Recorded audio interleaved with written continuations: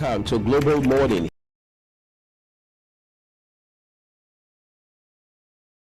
The death toll from flooding.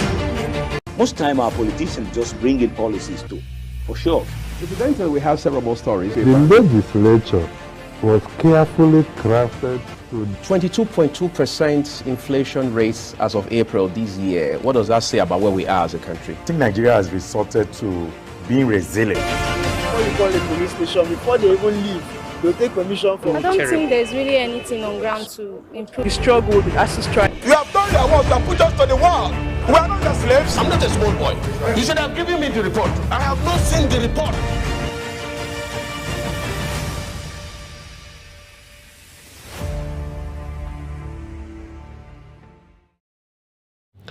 It's a great Monday, no doubt about that. A very good morning to you. I'm Uyag Mofwegbe, and it's always a delight to welcome you to a Global Morning. This is Abuja, the capital of Nigeria, and we have the privilege, yes, it is a privilege, to be alive long enough to be in good health, flourishing health, I should say, for which we are totally thankful to be here to be having a conversation with you. So this morning, as we do every weekday, we will engage with you on a level that is interactive as well as eye-opening, because there's always something to talk about. I mean, meaningful issues to discuss on the program, particularly those issues that have to do with our dear nation, Nigeria, and our beloved continent, Africa, and by extension, the entire globe. This weekend has been nothing short of eventful, especially when you look at several things that have happened on Sunday. In particular, one of them that really stands out is the fact that President Bola Tinubu has now been re-elected chairman of the ECOWAS, that is the Economic Community of West African States. Yesterday, it was a very huge and pivotal gathering here in Nigeria's capital, when all the leaders from across the sub-region converged to make a very decisive statement by way of electing the chairman to lead as it were, the ECOWAS for the next 1 year. But for some, it wasn't a surprise that President Bola Tinubu was re-elected for another term.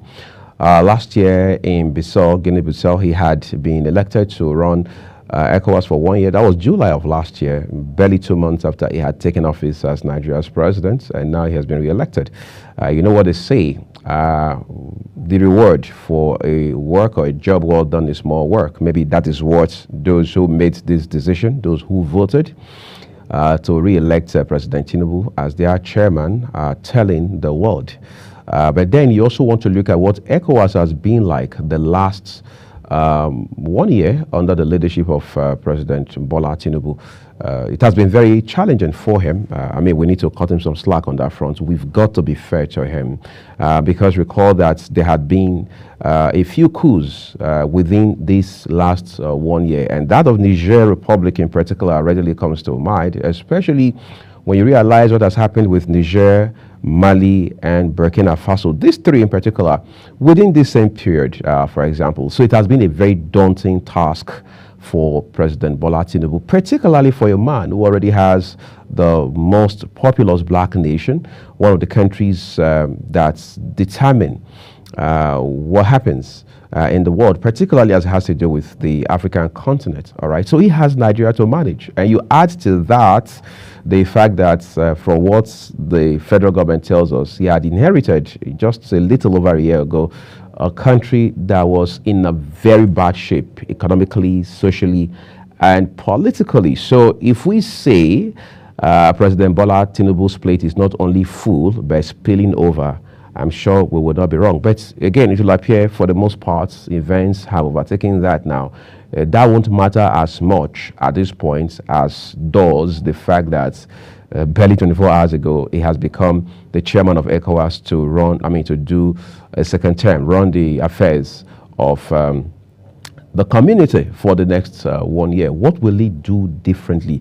What exactly will change? All right, how much more can he bring to the table, especially looking at the realities in front of him? Because let's be clear, Burkina Faso, Mali, and the Niger Republic have said they are not coming back to the fold. Now, the implication of that is that since they left the ECOWAS some months ago, they are not coming back. As a matter of fact, a few months ago, they had formed their own coalition to say that, look, we're not interested in the membership of the ECOWAS going forward. And we also understand what these countries, particularly Niger Republic, have done with the coalition, the partnership, the collaboration, and the synergy that they've had with the French government over time. Many of them have had to draw down on that collaboration. They've had to, even in some cases, ask French entities in their countries, particularly again in Niger, to leave. That has created some strife, palpable, I should say,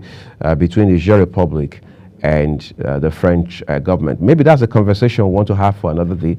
But what we do know as of today is that President Bola Tinubu has a handful already, and we wish him the best with this onerous task of managing Nigeria on the one hand and providing leadership for ECOWAS on the other.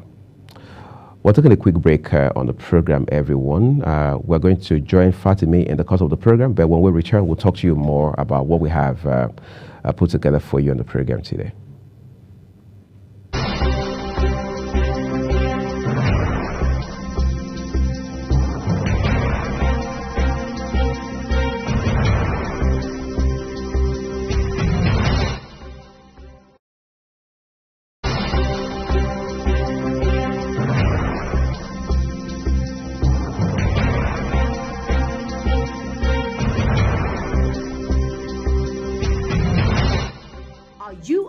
Lover, do you care about your health and nutrition? Are you interested in exploring the diverse culinary traditions from around the world? Then look no further.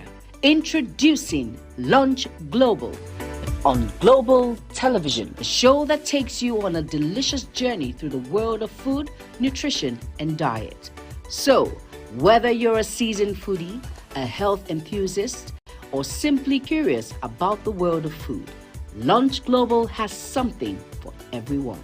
Tune in Mondays to Fridays and let your taste bud take you on a journey of flavor, culture, and discovery on Lunch Global.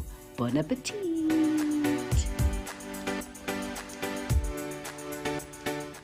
Time check. It's midday. Then it's Midday Discourse. Midday Discourse is a program that covers trending local and international news, current issues, and human-related topics. Join Samuel Odi weekdays 1 p.m. on Global Television. The discussion starts here.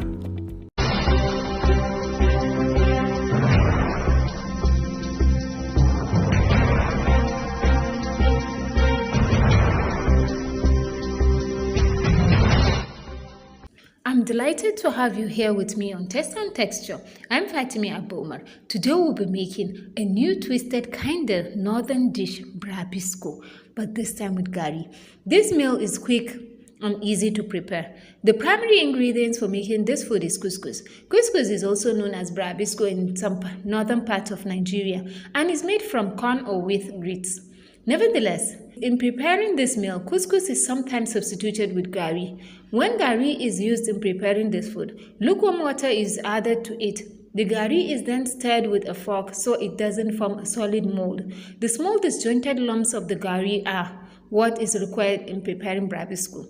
The ingredients needed for this brabisco dish are 1 cup of gari, 1 cup of chopped vegetables, green pepper, a handful of chopped onions, 1 cup of shredded chicken, 1 tablespoon of butter, 2 cooking spoons of groundnut oil, seasoning cubes, 2 cloves of garlic, 1 tablespoon of grated ginger, 1 teaspoon of chili pepper, and now let's make it. Wash and season the shredded chicken with garlic, ginger, and seasoning cube. In a pan, heat up the butter and groundnut oil and stir in the shredded chicken. Sprinkle the chili pepper and taste for seasoning and add more as needed.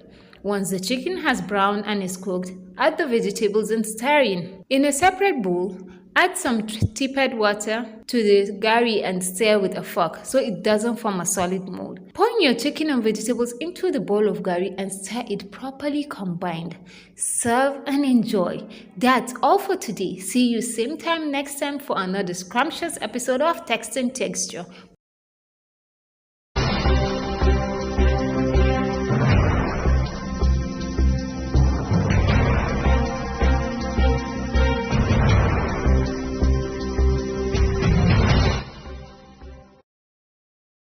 Fatimi, I hope you don't get me into trouble with all of these things you're cooking for us every other day, particularly Monday through Friday on Global Morning. I'm going to find a way to drag Queen Agaba into this at some point because she's a lady like you. So in your absence, she will have to dance to the music.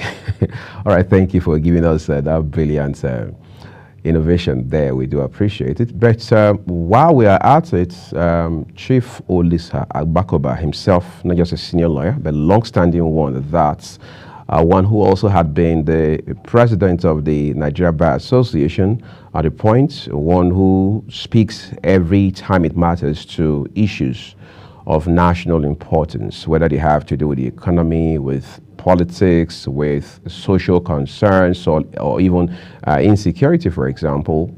We've seen him do all of that. But now he's speaking particularly to issues around oil and gas in this country, especially as it has to do with the Petroleum Industry Act. Now, when you cycle back a few years, you remember how under the leadership of Bukola Saraki, then President of the Senate, the PIB, or some people will say PIJB, had become very controversial, and there was so much of vehemence associated with the discussion around it. But again, all of that is history now, because today the PIA, that is the Petroleum Industry Act, is, well, at least in principle, in force. We have seen several agencies that have been created even beyond the traditional NNPC as we know it. As a matter of fact, the NNPC itself is not what it used to be, because today it is the NNPC Limited, the Nigeria National Petroleum Company Limited,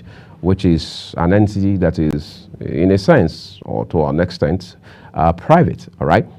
But what are the concerns that Chief Agbakoba has highlighted? He says, look, first of all, the Petroleum Industry Act is cumbersome in itself, so he's saying it has to be repealed, and his grounds are very clear. First, he argues that it has created multiplicity of agencies. He talks about an agency for downstream, an agency for upstream. This is supposed to be regulatory agencies, all right? He talks about how that you have 5 to 6 agencies, by his own estimation, that have overlapping functions, and as such, he says it won't work.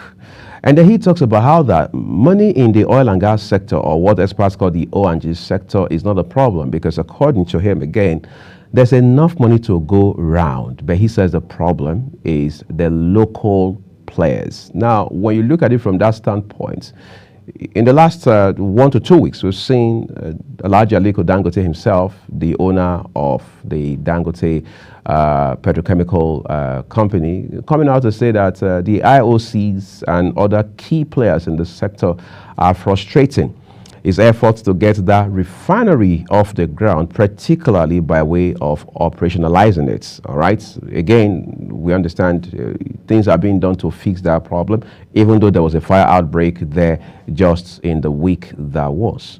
So what are other issues Chief Olisa Agbakoba is raising? He's saying that there's no transparency in the sector, that we can't have a sector without transparency and expect it to work. Again, that is one more ground on which he's calling for a repeal of the PIA. And then he says that you can't have an oil and gas sector or a petroleum industry where the president insists that he has got to be the Minister of Petroleum, because as of what you have today, which has been the case since 2015, when President President Muhammadu Buhari came into office, has been that the president is the de facto Minister of Petroleum. So all you have is just a Minister of State. In the case of the former President Buhari, it was Temipire Silva we had there. Before Temipire Silva, in the first 3.5 years between November 2015 and the lapse of his tenure in 2019. That was the first term. It was Dr. Emmanuel Ibekachiku that we had there, a man that people have come to call an industry boy, but he didn't survive beyond the first term of Tinubu. So Timi Perez-Silva, former governor of Bayelsa State, had to step in for the next 4 years, 2019 to 2023. And now we have two ministers of state there. We have Lokbobiri for oil, and then we have Heidekin for gas. And then on top of them, the superstructure, as they say, is the president himself as the, like I mentioned, de facto minister of petroleum resources. So Olisa Agbakoba says that won't work because you need an industry person to head such a very pivotal and critical sector. What's the next point he raises? He says that Nigeria must follow the Aramco model. Now, Aramco, for starters, is the oil and gas company that runs Saudi Arabia. Of course, Saudi Arabia is top on the list when it comes to oil-producing countries in the world. So he says we must follow that structure. And according to him, we don't need to unbundle anything. We didn't have to unbundle the NNPC in the first instance because his argument is that Aramco, for example, in Saudi Arabia, is not just only in charge of oil and gas, but it's in charge of even power sector, for example, all of the issues that have to do with energy. So Aramco is like the umbrella, it's like the parent company for all of these other sub-entities, so to speak. But is Nigeria ready for that conversation? I'm not so sure. But what I do know Nigeria has always been ready for is that there's usually a response from the presidency. The federal government has responded, and in fact, they have, to a large extent, even rubbished some of these points that Chief Olisa Agbakoba has put forward. We'll talk to you about all those in the course of the program this morning. But there's one more issue we will give you some insight about before it is time for Global AM News. But we'll take a quick break at this point. The rest of the program returns shortly. Do stay with us.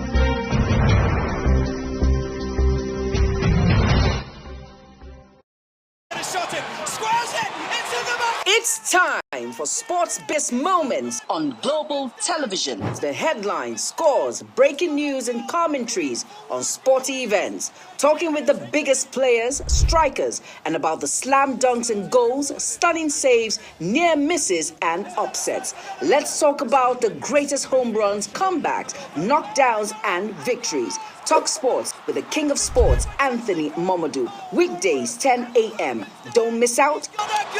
Beautiful work from the wingers.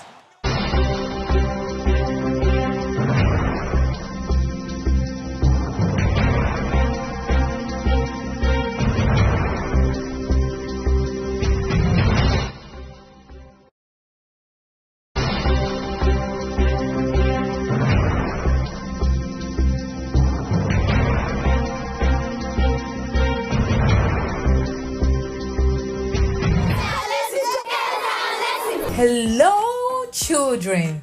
Gather around, let me tell you a story. Do you know that stories have a way of captivating the minds of children, bringing fun and imagination to teach them morals? Join Sharon Ajay as she takes you to explore the thrilling and exciting world of storytelling. I'll be sharing with you our next interesting story. Tune in every Saturday on Global Television. Time 5:30 p.m.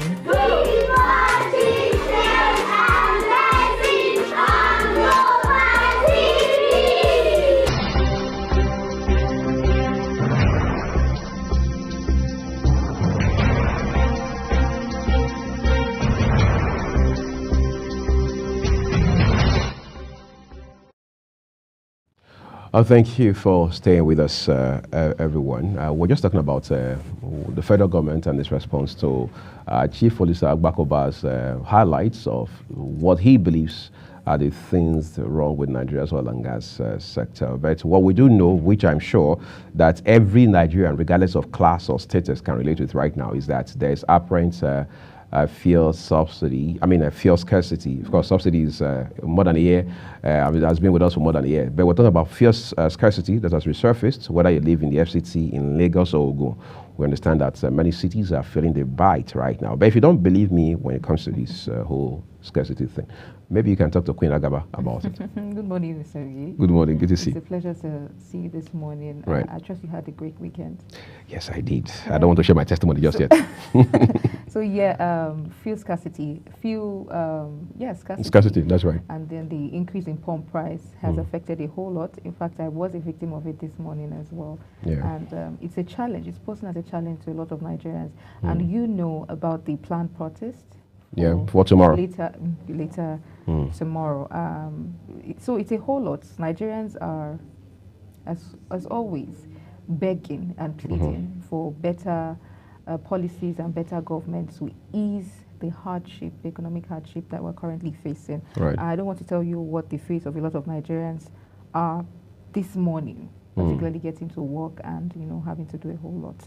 So I don't know if you caught me smiling a little while you were talking. It's from the fact that on Friday evening after I got off work at about 8:30, and then I joined this cab. The guy was driving like he was some Fast and Furious scene we're shooting. But I wouldn't have an idea what was the motivation until when he was talking with somebody on the phone about how that just before I joined, he had been at a few filling stations around the central area. He couldn't get fuel, that he was going home frustrated. So in my head, I'm like, hold on a second, now I know why this gentleman was driving. It doesn't justify that sort of driving. But you see, my people say, when a war starts, you have no idea what direction it will take and how long it will last. That was just Friday evening. But this morning, for those of us who have left the house already, you see filling stations on your way to work. You see how that they are crowded. But the irony for me is how you see young men selling black market by the roadside. You wonder how do they get it. But let's not delve into that just quickly. Let's look at what are some of the reasons for all of this. One is that we're understanding that the owners of private depots have raised their own price from 630 naira to 720 naira. That's some 90 naira increase on a liter. That's a whole lot of money. You don't need to have a degree in economics to know that that's a whole lot of money because of the margin from 630 to 720. That's 90 naira. And that must reflect in the pump price when you go to the the filling stations.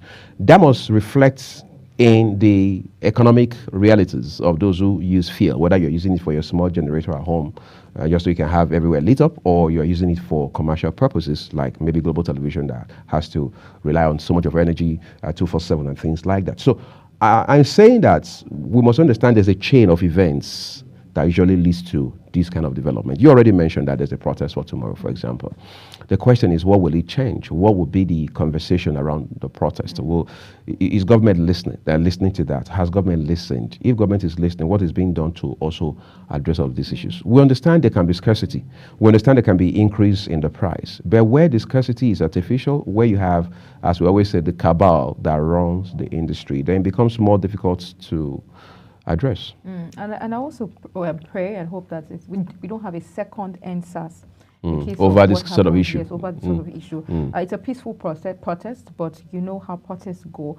I just hope that people do not, take advantage of the protest and hijack it. Hijack the protest to carry out their very heinous crimes and all that, and they don't use it as an avenue to now begin to inflict pain on innocent entrepreneurs like we saw happen in the NSAS. But I think the protest is justifiable. Right, especially since it's even peaceful. Since it's peaceful. I'm an advocate for peaceful protest when things are not going how they ought to go, particularly now. So I hope that, and this is a message as well to those who will be protesting tomorrow, to make it peaceful and do not take advantage of the protest for your own selfish reasons or acts. Do not inflict pain on Nigerians who are also crying about the pain and, all the economic hardship. So let it be peaceful. Let people air their grievances peacefully. We're advocating for good governance, bring down the price of petrol and other essential commodities in the market. I think that's a fair ask, quite frankly, because the price of petrol is at the very heart of the prices of other things, including transportation as we know it. We'll hit a quick break, everyone. Up next will be the Global AM News. After that, the rest of the show will continue. To stay with us.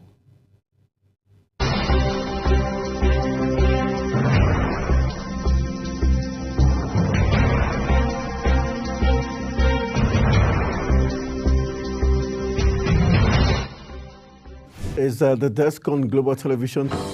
Nigeria. Come join Anthony Momodu on television's most compelling and facts-finding talk live show.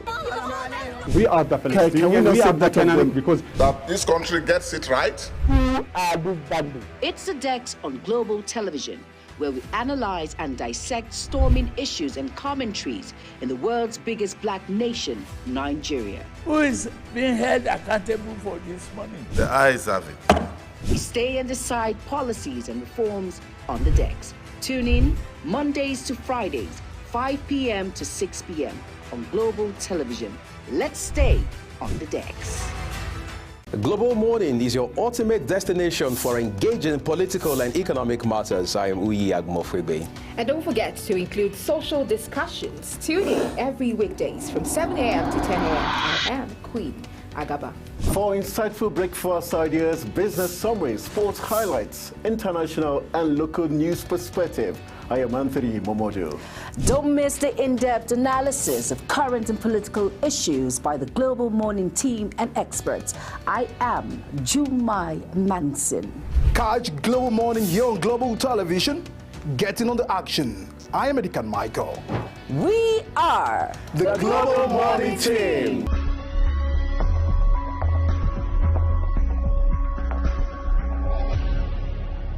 For an insightful idea that takes the center stage and the conversation that gets beyond the headlines, to explore the lasting impact of political decisions, Big Talk got you covered. From policy debates to geopolitical insights, from thought-provoking discussions to actionable insight. What is the real responsibility of government? Big Talk delves deep into the heart of the matter.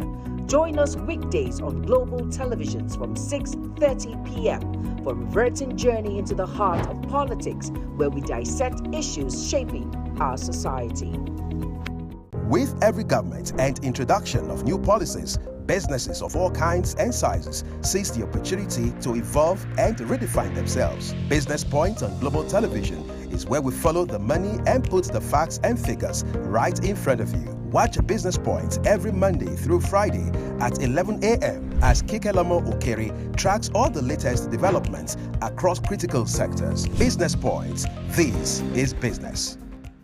Are you ready to be entertained like never before?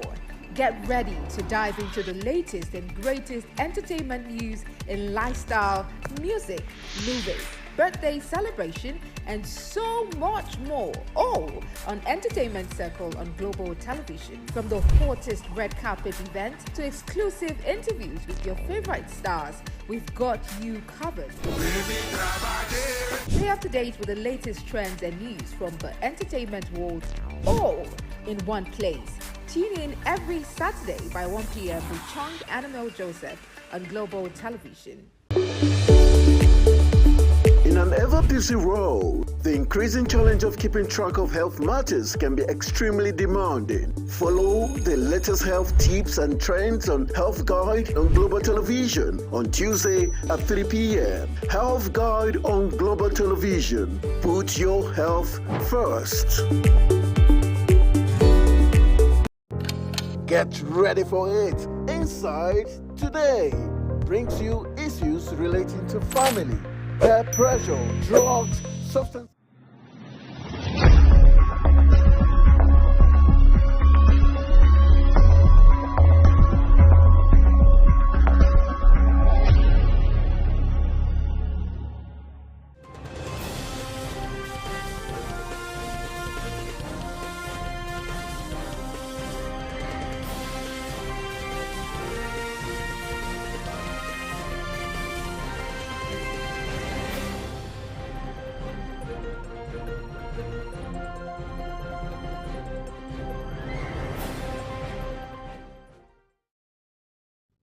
Hello and welcome to all our viewers in Nigeria and around the world to the Global AM News on Global Television.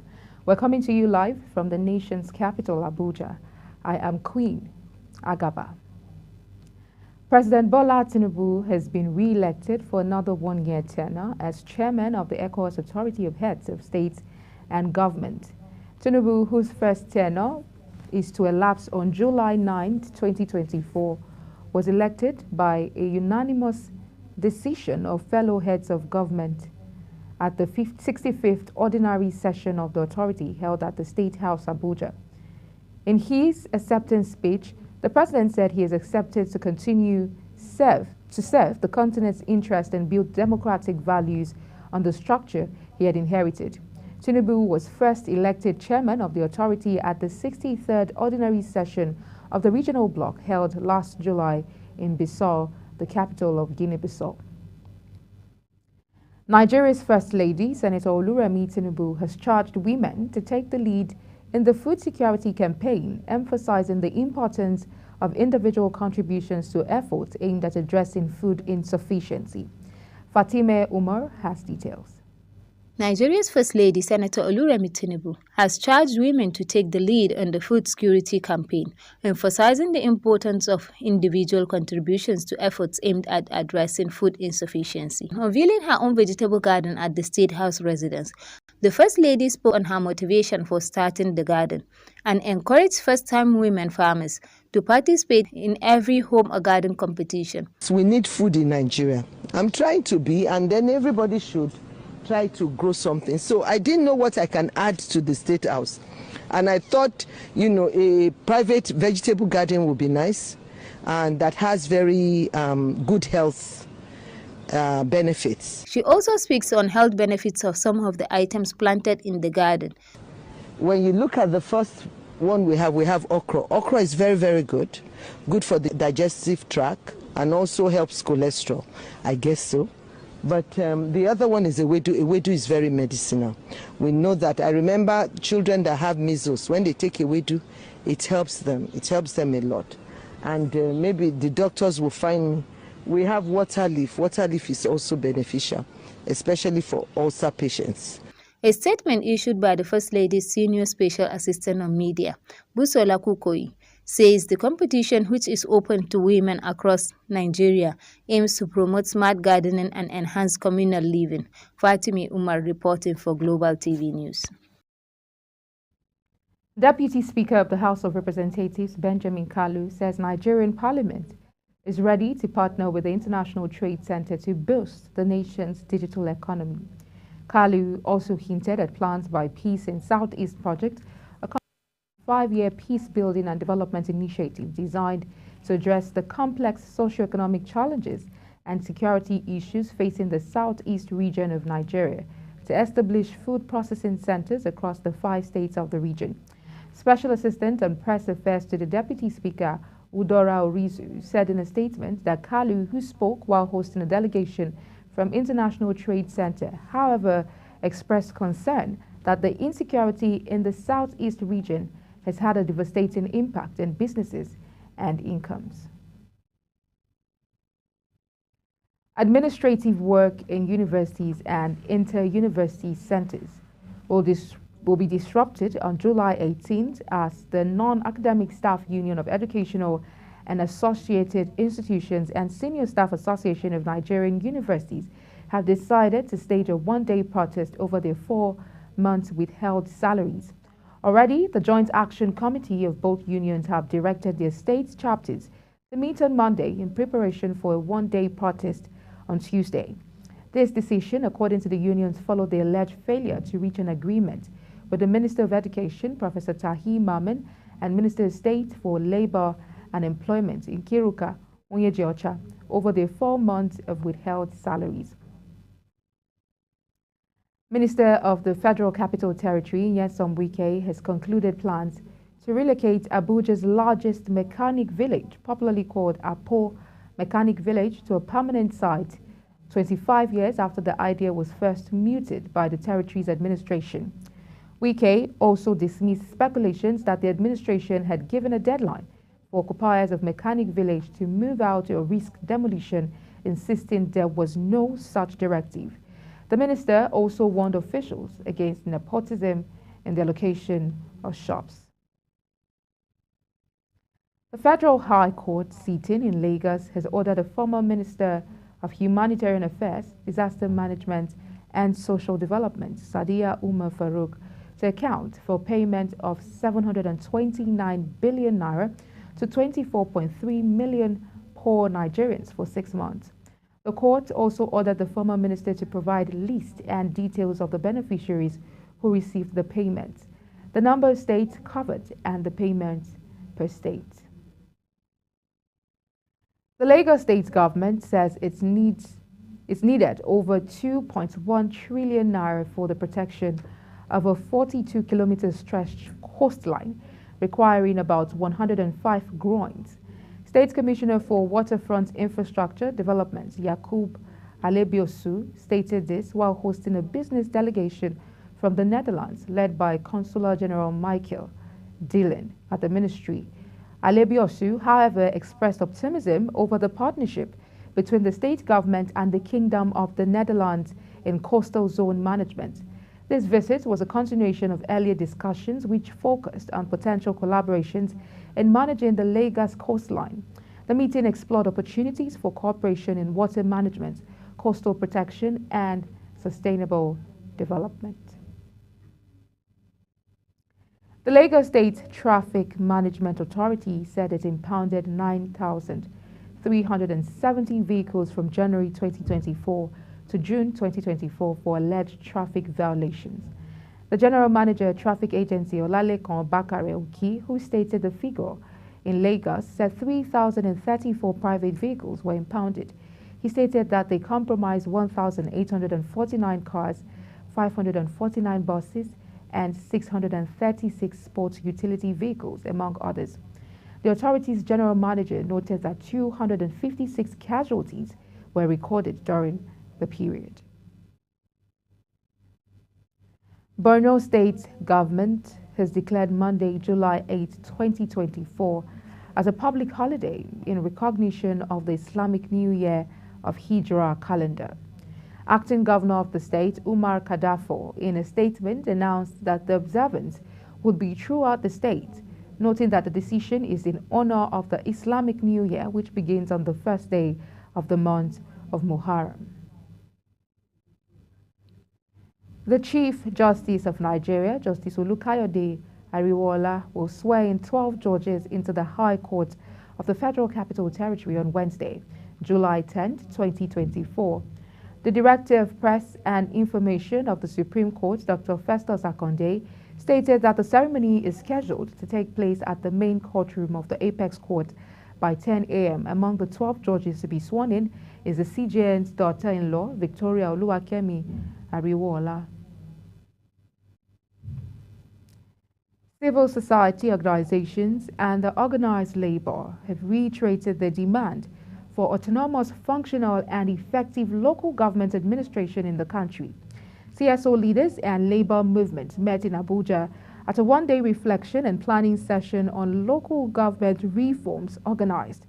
The Nigerian Labour Congress, Nigeria Union of Local Government Employees Association of Local Government of Nigeria, and Nigeria Union of Teachers unanimously expressed commitment to sustain the agitation for local government autonomy.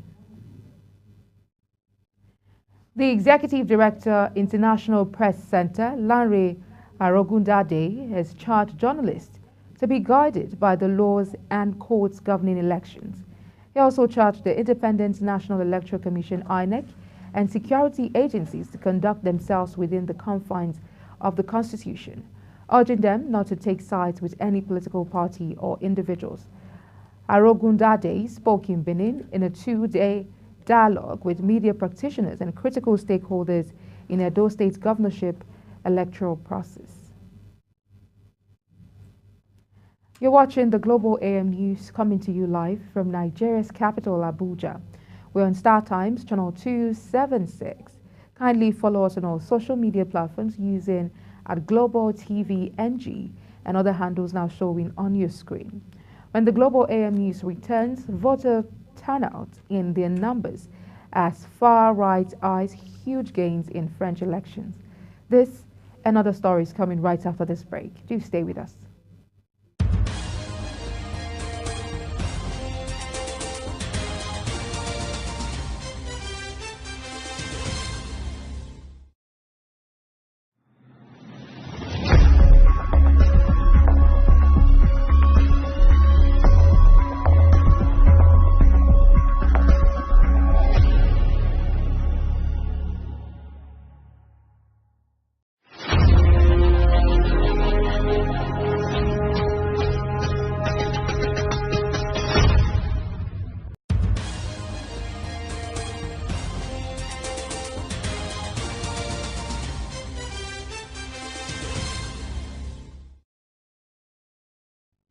Many thanks for staying with us. Now, if you've just joined us, this is Global Television, bringing you live broadcast of the AM News. On the foreign scene, Israeli protesters blocked roads in Tel Aviv for a second day, demanding the government secure a hostage deal with Hamas as the Gaza war enters a 10th month. A nationwide disruption day began at 6:29 a.m., corresponding to the start of the Hamas October 7 attacks on southern Israel that set off the conflict. Flag-wielding demonstrators stopped traffic at an intersection in Tel Aviv, calling for elections and for the government to do more to free the remaining captives in Gaza. Police stepped up security around Prime Minister Benjamin Netanyahu's Jerusalem residence before a rally called. United States President Joe Biden says media reports that top Democrats in Congress want him to step aside are false, insisting on running for re-election. The U.S. presidential election has been scheduled for November 5th, 2024, and pressure is mounting on the U.S. president to drop out of the race and allow the Democratic Party to pick another standard-bearer during its convention in 6 weeks. Biden, following concerns about his suitability for a second term in office, elected officials and a portion of the media after his poor performance at a presidential debate with his main rival, former President Donald Trump of the Republican Party. Iran's Interior Ministry says reformist candidate Masoud Pezeshkian, who advocates improved ties with the West, has won a runoff presidential election against ultra-conservative Saeed Jalili. The election came against the backdrop of heightened regional tensions because of the Gaza war, a dispute with the West over Iran's nuclear program, and domestic discontent over the state of Iran's sanctions-hit economy. Electoral Authority spokesman Mohsen El-Eslami said Pezeshkian received more than 16 million votes, amounting to around 54%, and Jalili more than 13 million, roughly 44%, out of about 30 million votes cast. Turnout in the poll was 49.8%, up from a record low of about 40% in the first round. French voters have turned out in large numbers for the final round of a high-stakes election that is expected to leave the far right as the biggest force in a deeply divided parliament. Figures from the Interior Ministry says 5 p.m. local time, some 59.71% of voters had turnout, the most at this stage of a legislative race since 1981, with 3 hours of polling to go. President Emmanuel Macron called the snap elections 3 years ahead of time after his forces were defeated in June's European Parliament vote, a gamble which seems to have backfired. The mood in France is reported to be tense, with 30,000 police deployed to head off trouble and voters anxious about a potential electoral earthquake shifting the political landscape. In business, data from the website of the Central Bank of Nigeria indicates that the country's foreign exchange reserves have reached a high of $34.7 billion. This represents an increase of $110 million from the previous day's figure of $34.5 billion. The reserves have been steadily increasing over the past week, with a total gain of $316 million since July 1st. This growth has been attributed to several factors, including the recent increase in oil prices, improved diaspora remittances, and the central bank's efforts to stabilize the currency. The Transmission Company of Nigeria says the national power grid has been restored following Saturday's collapse. The company's Public Affairs General Manager Ndidi Mba described the collapse as partial, saying there was a partial disturbance of the grid. Mba said the grid collapse is suspected to have been triggered by the unexpected tripping of 3 units of a power generating station, which she said suddenly removed 313 megawatts from the grid, causing system instability that led to the loss of bulk supply to a section of the national grid. Minister of Industry, Trade and Investment, Dr. Doris Uzoka-Anite, says the Informal Economy Report 2024 has indicated that businesses in the informal market contributed over half of Nigeria's gross domestic product. The minister, who said this when she inaugurated the report in Abuja, noted that the unregistered businesses include street vendors, artisans, and service providers. As part of efforts to boost electricity supply in the state, Ekiti State Government has approved over 800 million for the execution of various projects for power generation. The state's Commissioner for Information, Taiwo Olatubosin, said the approval was given during the State Executive Council meeting. Olatubosin, who stated this while briefing newsmen on the outcome of the meeting, said the move was part of government efforts at tackling the problem of epileptic power supply in the state and connecting new areas to the national grid. In sport, Super Eagles midfielder Wilfred Ndidi believes Ademola Lookman will win this year's CAF African Footballer of the Year award, edging out Victor Osimhen. Osimhen, the current holder, faces tough competition from Lookman for the title. Lookman has had a standout season with Atlanta in Serie A, playing a key role in their success. He scored a hat-trick in the Europa League final against Bayer Leverkusen, securing Atlanta's first ever European trophy. Uruguay beat Brazil on penalties 4-2 to reach the semi-finals of Copa America after an ugly game ended goalless. Uruguay, who finished the game with 10 men after Nahitan Nandez was sent off in the 74th minute, will face Colombia in Charlotte, North Carolina in their semi-final on Wednesday. Colombia, now unbeaten in 27 games, beat Panama 5-0 in Saturday's other quarterfinal earlier in Arizona. The 3 weeks down and with 1 week to go, Euro 2024 has reached the semi-final stage and is getting ready for 2 heavyweight ties as France take on Spain and England meets the Netherlands. France and Spain go head-to-head in Munich in the last 4 clash on Tuesday, which brings together the best team at the competition so far and the best European nation at each of the last 2 World Cups. Popular World Wrestling Entertainment, WWE superstar and 16th-time world champion John Cena has announced his retirement from the WWE during the Money in the Bank event. The 47-year-old wrestling legend will embark on a farewell tour, marking the end of his 2-decade-long career with the wrestling promotion. John Cena, known for his signature catchphrase, "You can't see me," and his crossover success in Hollywood, addressed the audience while wearing a red shirt emblazoned with the words, "The last time is now," and a marching red heart. And that's it on the Global AM News, and it came to you live from Nigeria's capital, Abuja. We're on Star Times, channel 276. Kindly follow us across all social media platforms using @GlobalTVNG and other handles now showing on your screen. I'm Queen Agaba. Thank you for watching and see you again.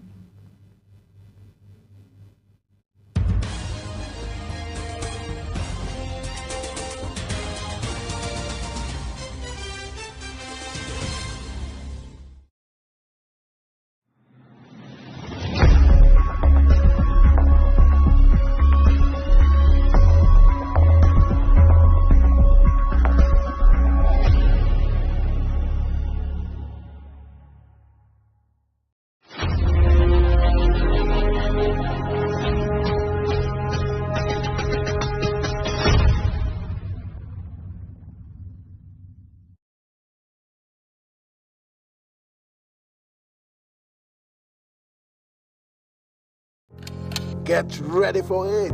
Inside Today brings you issues relating to family, peer pressure, drugs, substance abuse, societal and topical issues making rounds. Join Jumaine Manson on Global Television Monday to Thursday and they repeat every Friday. Time 2 p.m. to 3 p.m. Don't miss out. Are you a food lover? Do you care about your health and nutrition? Are you interested in exploring the diverse culinary traditions from around the world? Then look no further. Introducing Lunch Global on Global Television, a show that takes you on a delicious journey through the world of food, nutrition, and diet. So, whether you're a seasoned foodie, a health enthusiast, or simply curious about the world of food, Lunch Global has something for everyone.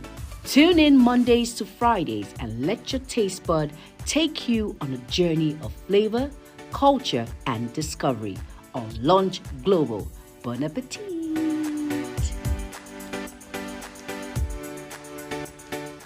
Time check. It's midday.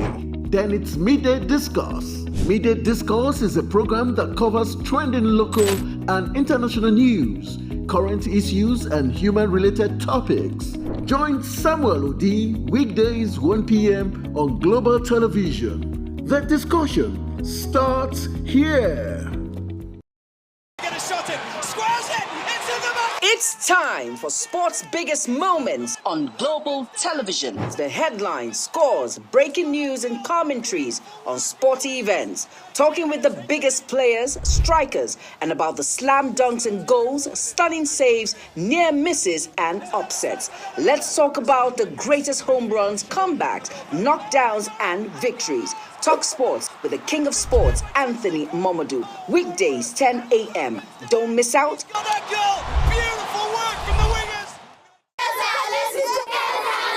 Hello, children. Gather round, let me tell you a story. Do you know that stories have a way of captivating the minds of children, bringing fun and imagination to teach them morals? Join Sharon Ajay as she takes you to explore the thrilling and exciting world of storytelling. I'll be sharing with you our next interesting story. Tune in every Saturday on Global Television, time 5:30 p.m.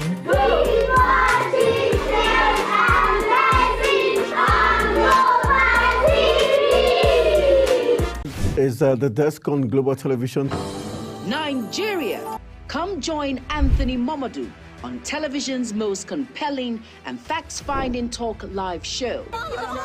We are definitely because that this country gets it right. It's the Dex on Global Television, where we analyze and dissect storming issues and commentaries in the world's biggest black nation, Nigeria. Who is being held accountable for this money? The eyes have it.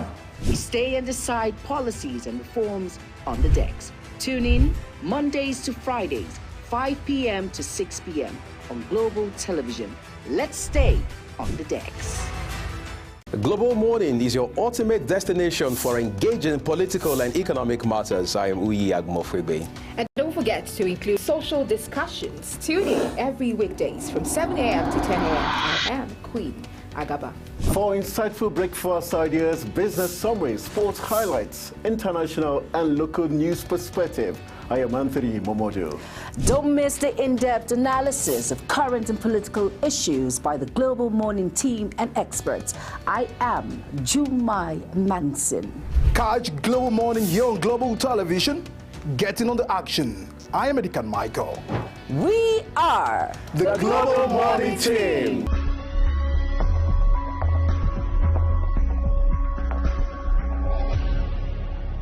For an insightful idea that takes the center stage and the conversation that gets beyond the headlines, to explore the lasting impact of political decisions, Big Talk got you covered.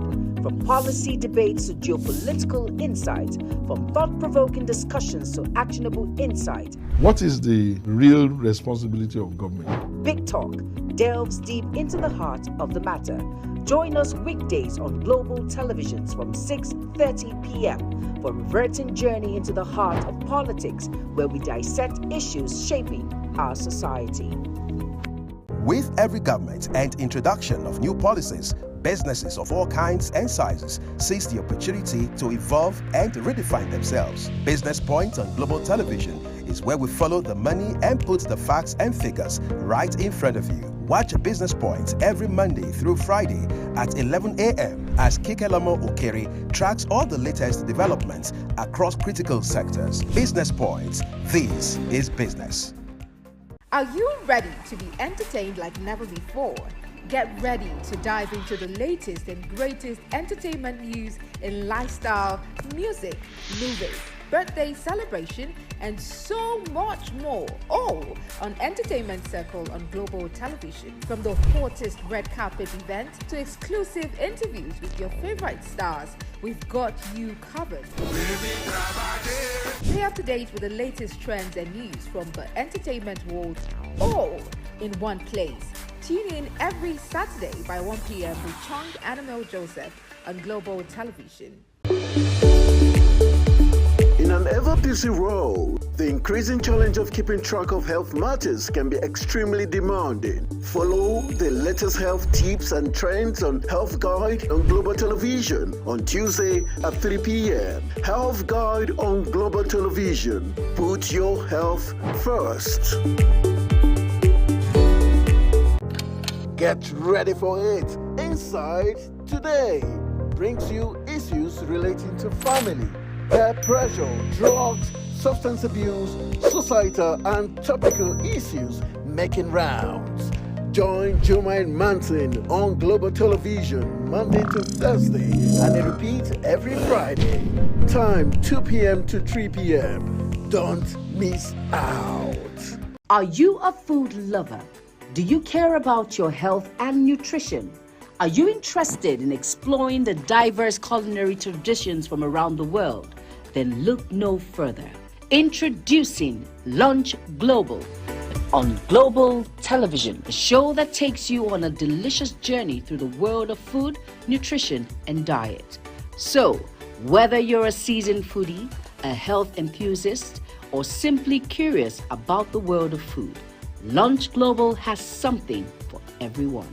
Tune in Mondays to Fridays and let your taste bud take you on a journey of flavor, culture, and discovery on Lunch Global. Bon appetit!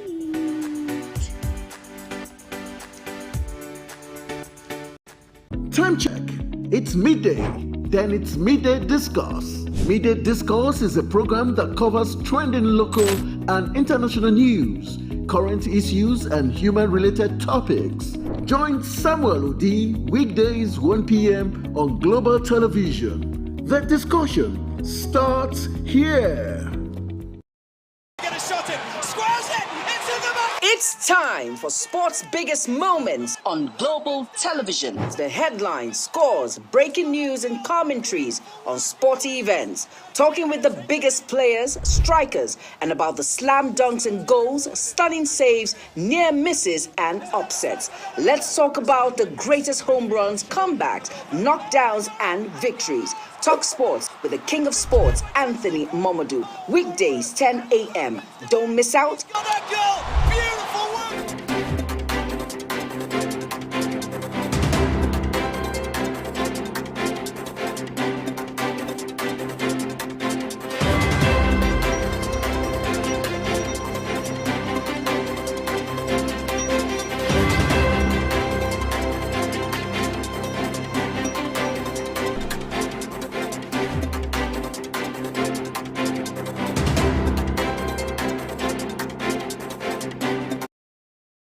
It's great to know you're staying with us on Global Morning, and it's time now to take a look at the papers for you. We have quite a number of them this Monday morning. Turns out we're beginning with the Daily Sun, which again establishes the fact that there's a planned peaceful protest tomorrow by lecturers across this country. But let's see what other headlines that we have. If you look at the headline I just sent the name master of the Daily Sun, just around the very top right. It says, fulfill financial obligations to combat terrorism. Tinubu urges ECOWAS members. Of course, he has the capacity to say that now that he has been given a second term to lead the Economic Community of West African States. And then the star story here reads, mass protests in universities, 2 riders. The first one says, unions begin demonstration over unpaid salaries. Students of federal, state, tertiary institutions can apply for loan now. That's according to NELFund. That news actually came through last week as announced by the chairman of the fund himself, talking about Dr. Jim Ovia. All right, but let's take a look at headlines on the side. That is the far right end of the front page of today's issue of the Daily Sun. Forex inflows into NAFEM rises to $1.5 billion. One writer accompanying that headline says, pound sterling surges past US dollar, euro hits 1,928 naira. You can find all of those details for those of you who follow FX Dynamics on page 21 of today's edition of the Daily Sun. Court orders Buhari's minister to account for 729 billion naira. That's talking about Sadia Umar Farouk, former Minister of Humanitarian Affairs and Disaster Management. We understand it was SERAP, Socio-Economic Rights and Accountability Projects, a non-governmental organization that secured that order sometime in June.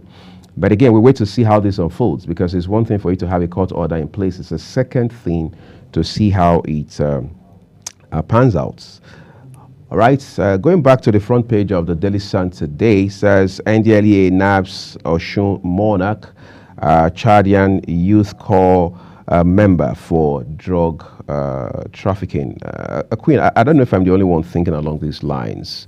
It appears every time you think the war against illicit drug has been won or is effectively being won, and then you just find other stories popping up along those lines. So even think that a corps member is involved in this is very interesting. I mean, you have passed through the National Youth Service Corps, for example. You don't want to imagine yourself in khaki and you're accused of being, I mean, you're indicted, exactly, with regards to trafficking in illicit drugs, right? So this brings me to the conversation around when we think that we're done dealing with drug issues, other stories resurface, other cases resurface. It's particularly because, like I would always say, that we address things from the surface level and not the root cause or the root level. The people who, it's shameful that a monarch would be accused alongside a copper for drug trafficking. Right. Because who sets this? They look up to you for, guidance. They look up to you for moral, exemplary leadership. Exemplary leadership, exactly. And so here we are. We keep complaining daily about youthful exorbitance, youthful, the things that youths engage in. We complain about theft. We're complaining about fraud, especially amongst young people. Right. We're complaining about drug trafficking amongst young people. But who do these young people emulate? Who gives these young people? I mean, there's a level of confidence in you have knowing that a monarch is who you are taking instructions or taking cue from, because you see yourself as, maybe I'm untouchable, maybe I'm doing the right thing, or maybe this is how it's done. Maybe I'm always protected, because sometimes the extent that some people go to, you begin to wonder they must have some certain kinds of backing, whether political or traditional backings and all that. So you're wondering, how did we get here? I thought we were dealing with. So when the policy that was being introduced that we should start to kill convicts of drug trafficking, that they will be subject to capital punishment, right? Capital punishment. I was like, okay, fair, fine. If we would start from the very top there, right? The people who are supposed to give exemplary leadership, politicians, top politicians, traditional rulers like we see here, this monarch. If we can kill them immediately, that would bring an end. But that is capital. I know that is capital. But how then do we now begin to, deal with the errand boys, the guys at the ground level, just kill them. It will solve it because we're just dealing with it from the surface level when the root causes are those who are deep-rooted and are highly placed. Right. So the issue of drug is we cannot overemphasize just yet because it's deeply rooted. Can you imagine? It's deeply rooted. You know, it's sad when you have this sort of conversation because of the impact it has on society. Young people. Kanayo, a veteran in the Nollywood African movie industry as we know it, spoke this past weekend, and he said most celebrities, whether they are in music or whatever they are doing, are in drugs, that they need help like yesterday. I mean, that was an SOS he was sending out. But whether we are paying attention or not is a different kettle of fish altogether, because you see, I think things are happening so fast that nobody seems to be stepping on their brakes for a second to say, hold on, how are we dealing with drugs? Young people are on drugs in this country, end to end, top to bottom. But is the elephant in the room? Maybe as of now, right? But let's return to the front page of the Daily Sun and look at a few more headlines for you, just two more before we're done with this paper. One here says, fear in Kaduna as gunmen abduct ex-NLC president, journalists' families. The writer says, Atiku NUJ urged security agents to ensure quick rescue.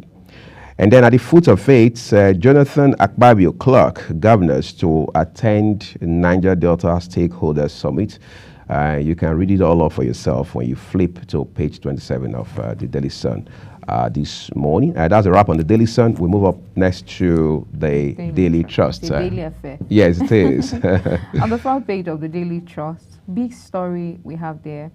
Why fuel queues persist and spread by marketers. Rider says pump price hits 800 naira in Kano and other states, and black marketers sell at over 1,000 naira.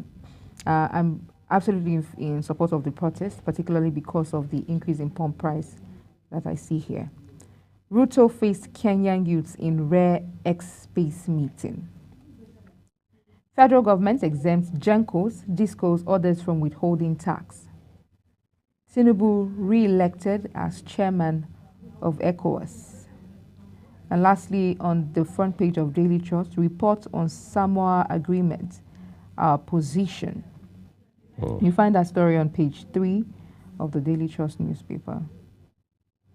And that's all we have. Our next point of call will be the leadership newspaper. All right, let's allow the leadership lead the next 7 papers that we have for you this morning. But let's begin with the story just above the name masts.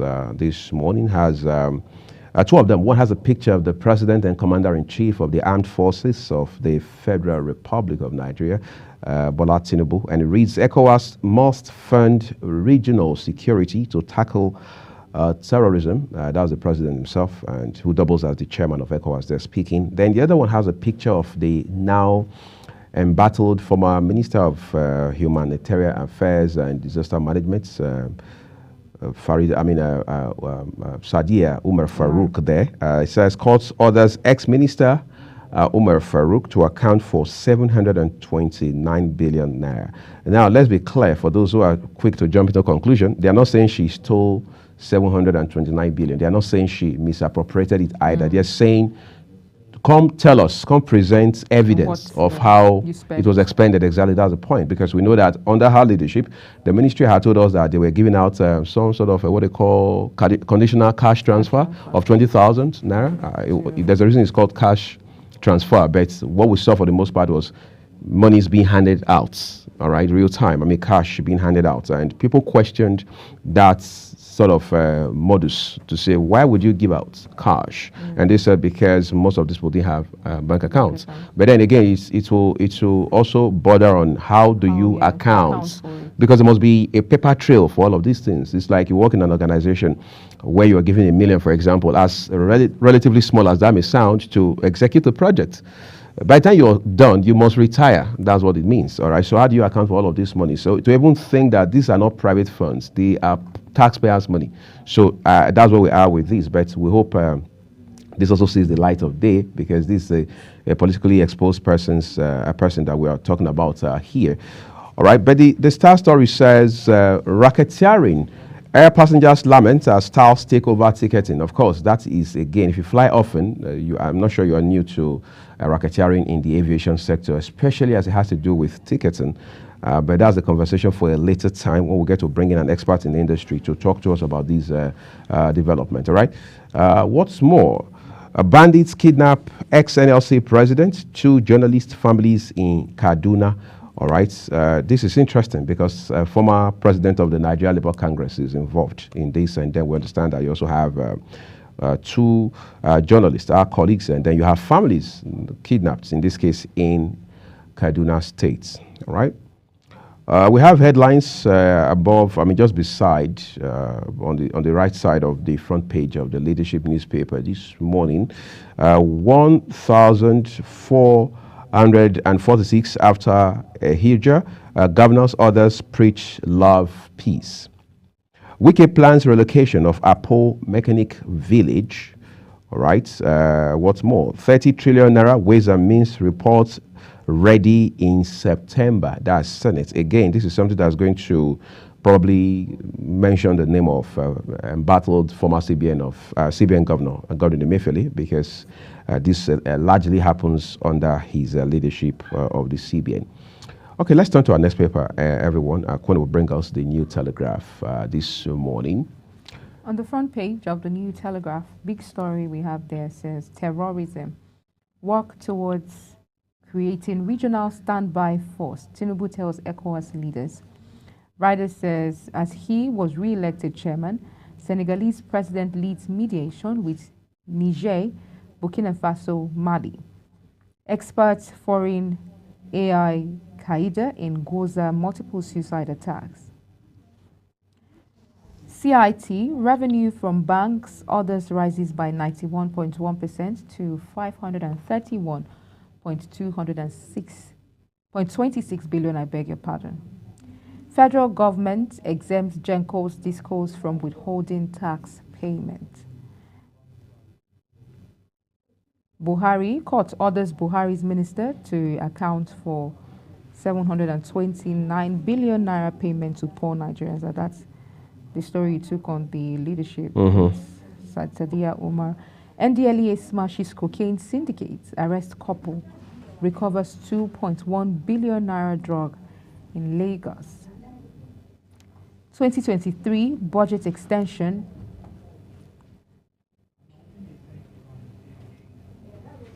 We take IPOB. Don't worsen Nnamdi Kanu's problems. Obidigbo tells Igbo politicians.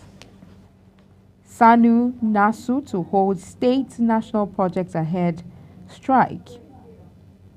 Student loan, NEL fund onboards 36 state-owned tertiary institutions. Why national grid collapse, again by TCN. You find that story on page 8. And then 30 trillion naira Ways and Means. Senate extends probe period by 2 months. Savings from subsidy removal should be used to make life comfortable for Nigerians, according to Sage. And then we have bandits kidnap nation, blueprint journalists, wives, children in Kaduna. Nigeria's over-reliance on oil exports bunkering, retarding economic growth. According to COP, these are the stories we have on the front page. Of you know, this issue of bunkering. Okay, now the CUPP, COP, the Coalition of United Political Parties, is raising this issue once again. I remember last year, Queen, there was a delegation that was in Delta states and maybe 1 or 2 other states in the Niger Delta region, led by the Minister of Gas, as we know him, and then the NSA, Nuhu Ribadu. I remember Nuhu Ribadu saying during that outing that Nigeria loses about 400,000 barrels of oil, of crude oil, every day. He didn't say every month. He didn't say every week, every day. Now, if you do the math, you see that runs into thousands every month, all right? And then you ask yourself, how much is a barrel of oil right now in the international market? So that shows you how much we lose every month when it comes to crude oil, or how much we lose every year, depending on where you're looking at it from. But it also means that it's a systemic problem. It also means that there are people who are profiting off of it. And this morning, just before you joined the program, I took out time to talk about what a former president of the Nigeria Labour Congress, Olusegun Agbakoba, had talked about.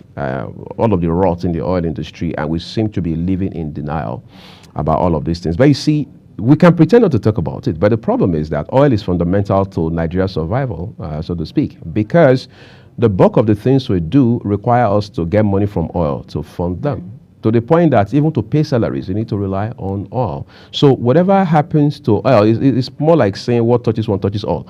So whatever happens to oil sends some sort of jitters down the spine of the entire economy, top to bottom. So I think that the authorities must pay attention to this. One of the issues the senior lawyer raised is that you can have a system where the president is continually the minister of petroleum resources. That doesn't work. That things will distract him naturally, other concerns. He's the president for a reason. He runs the country. That's number one. Number two is he's not an oil industry-oriented person.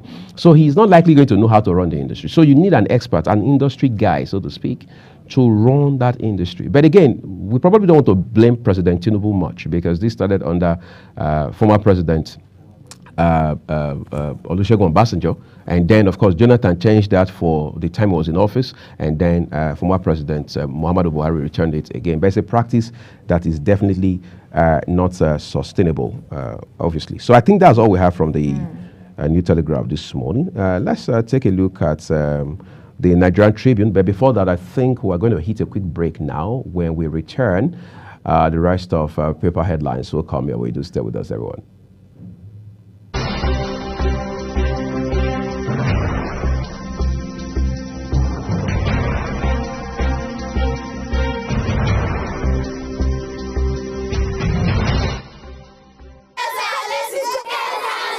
Hello, children. Gather around, let me tell you a story. Do you know that stories have a way of captivating the minds of children, bringing fun and imagination to teach them morals?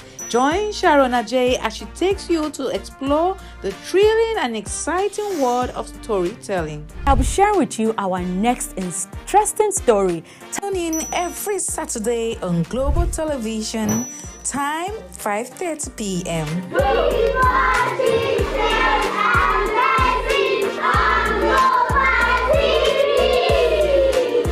Is the desk on Global Television? Nigeria. Come join Anthony Momodu on television's most compelling and facts-finding talk live show. We are definitely because that this country gets it right.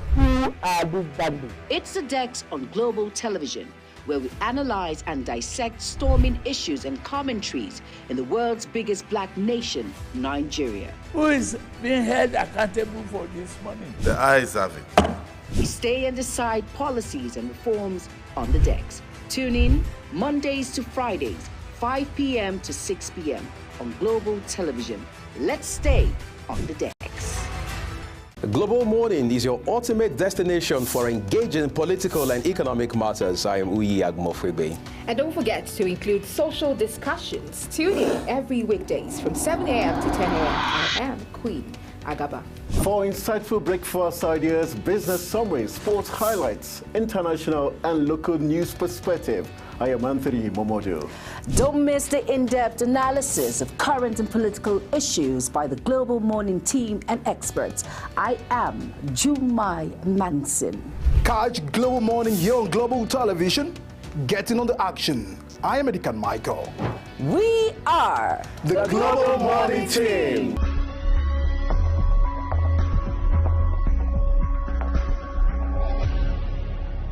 For an insightful idea that takes the center stage and the conversation that gets beyond the headlines, to explore the lasting impact of political decisions, Big Talk got you covered. From policy debates to geopolitical insights, from thought-provoking discussions to actionable insight. What is the real responsibility of government? Big Talk delves deep into the heart of the matter.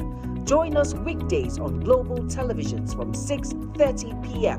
for a reverting journey into the heart of politics, where we dissect issues shaping our society.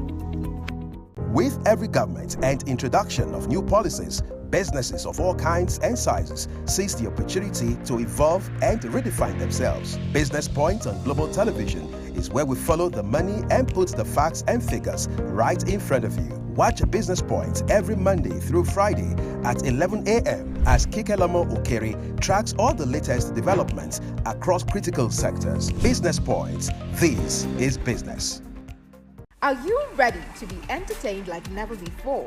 Get ready to dive into the latest and greatest entertainment news in lifestyle, music, movies, birthday celebration, and so much more, all on Entertainment Circle on Global Television. From the hottest red carpet events to exclusive interviews with your favorite stars, we've got you covered.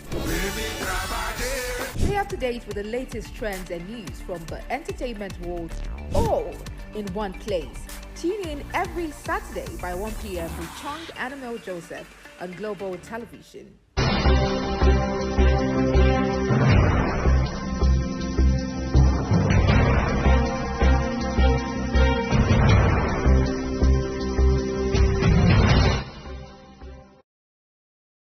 We're grateful for your time with us on the program this morning. Let's turn to our first conversation today, which focuses on the Petroleum Industry Act and the realities it has now created for this country. It took 15 years, yes, that's quite a long time, to get that bill to become an act, and today it's in force, well, at least in principle. But we have seen the agencies that have been created from that act, or seen the changes, some of them very radical, that have happened within the oil and gas sector, including, as we know, it's the unbundling of the traditional Nigerian National Petroleum Corporation, now the Nigerian National Petroleum Company Limited, NNPCL. Senior lawyer Chief Olisa Agbakoba has highlighted some of the issues that he has observed with the realities born out of the emergence of the Petroleum Industry Act, the PIA, which in itself had been a piece of controversial legislation before the Senate under the leadership of former President of the Senate, Bukola Saraki. But today, all of that has been overtaken by events. To join us in providing some insights and perspectives on this conversation is a legal practitioner, Ademola Oyedoku. Thank you for coming on the program. Good morning, Mr. Awi. It's my pleasure being here once again. I can imagine. I think I'm excited knowing that the person raising these concerns is also a colleague of yours. But beyond that, this is an issue that borders purely on the oil and gas industry. Exactly. For a country like Nigeria that largely depends on oil to survive, so to speak, what are some of your concerns about these issues raised by Olisa Agbakoba? Chief Olisa Agbakoba, a former president of the Nigerian Bar Association, right, a senior advocate of Nigeria. His reputation is built only on professionalism as a lawyer, and is a renowned nationalist. He is not a politician.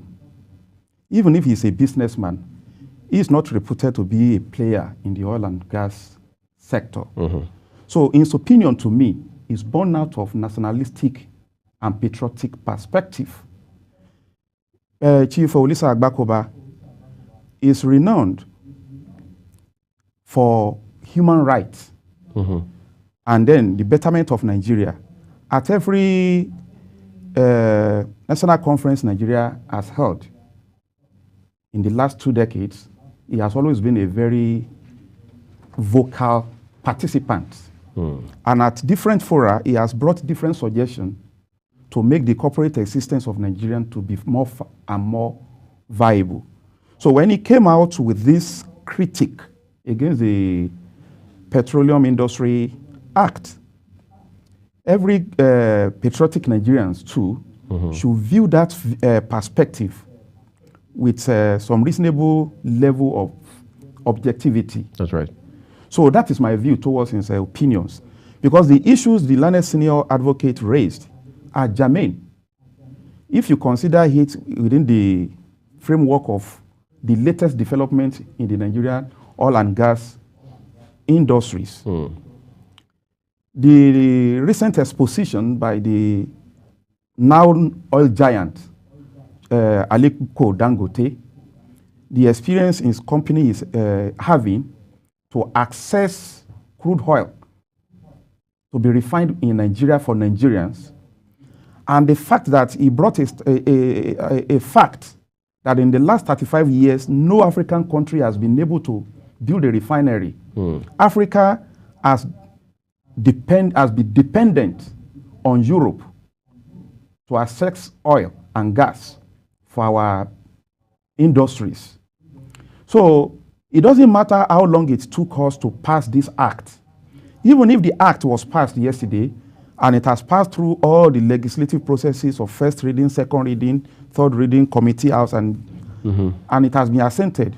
If the very following day there is a need for us to amend it, I think a forward-looking government should be receptive to such advice. So that is my opinion. I totally see what the point you're making. But let's do a bit of specifics now. Yeah. For example, he said that you can't have a system where the president doubles as the Minister of Petroleum. Exactly. How do we correct that? Because there's precedent. Former President Chief Olusegun Obasanjo had done that. We saw that all through the 8 years of former President Muhammadu Buhari. The way blame President. And then we have a Minister of State for Petroleum that is just like an extra tire, has no specific rules. And then we have the Office of the Chief Executive of the NNPCL. So this has been one of the major undoing of African countries. We have seen what just happened in Kenya when the Gen Z protesters forced the government to repeal and to cancel some duplicating agencies, which does nothing for us but to waste our scarce resources. It's just like a case of you have the Nigerian police force to enforce law and order, but you still have to create Federal Road Safety Commission, and you still have police traffic warden, and you still have civil defense, and you continue to create agency upon agency upon agency to duplicate and overlap in providing services to country. What that does is to create unnecessary waste in terms of scarce resources, especially money. So if all these about 4 or 5 agencies were created under this act, why can't we streamline this? One, it will cut cost. Secondly, it will make processes to be seamless. So if you have an action to take in the oil sector now, the first task you will face is which agency of all these several agencies under the same industry should I approach to get this particular thing done? Why can't we just have an agency that regulates all this? But is it wrong to have an agency that regulates downstream, another one that regulates upstream? But if it is limited to those two, it will be okay. But now you have about 4 or 5. You have the regulatory agency for pricing. You have the DPR and the rest. So to me, I told the line of the learned senior advocate, and the government should be receptive to that advice. They should set the law in motion and call for papers from different players in the industry as to what aspect of that law need to be amended. As it stands right now, the senior lawyer, Agbakoba, is saying that we should follow the Aramco model in Saudi Arabia. Does that align with our realities in Nigeria? It does. It does, because anything you want to do in life, you look for a role model. And you look for people who do better than you. And then you ask, how do they do it?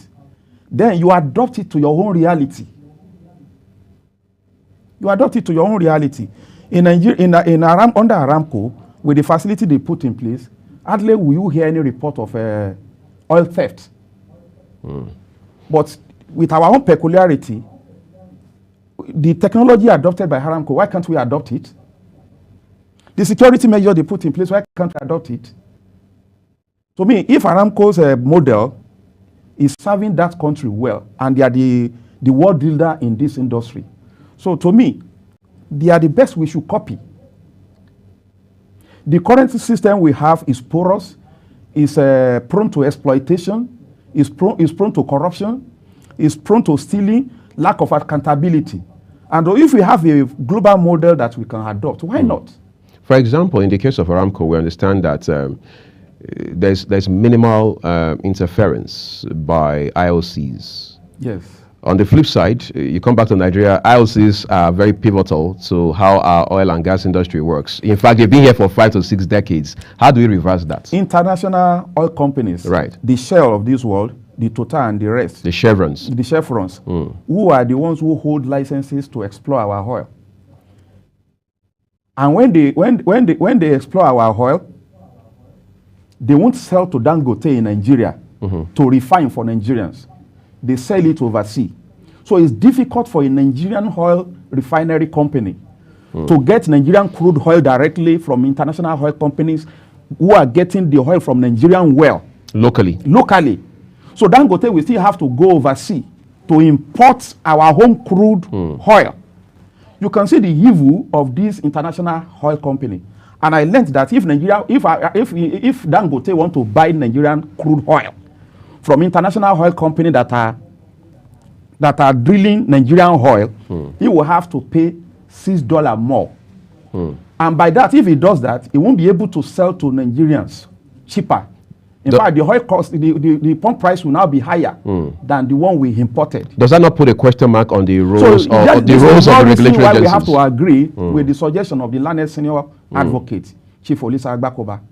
So the only way Nigerian government can curtail these international oil companies is by putting statutory measures in place to check their excesses. For heaven's sake, it's our own. I also understand we have a production sharing contract. Right. Production sharing contract that when Nigerian government gave these oil companies these licenses to drill our oil and sell it overseas. We have production sharing.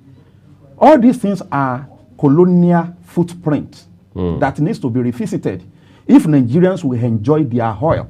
So why is it difficult? Nigerians don't understand this. Yeah. We will just sit down and we will be blaming our government. But yes, we will still blame the government if they are not bold enough to take drastic decisions that will alleviate the sufferings of Nigerians, that will give us access to our natural resources as against foreign domineering by colonial surrogates companies that are operating within our shores. Agbakoba is asking for a repeal of the PIA. I mean, it took 15 years to get here. Wouldn't that be a waste of resources? It's not waste of resources. We just have to do whatever we need to do to get better.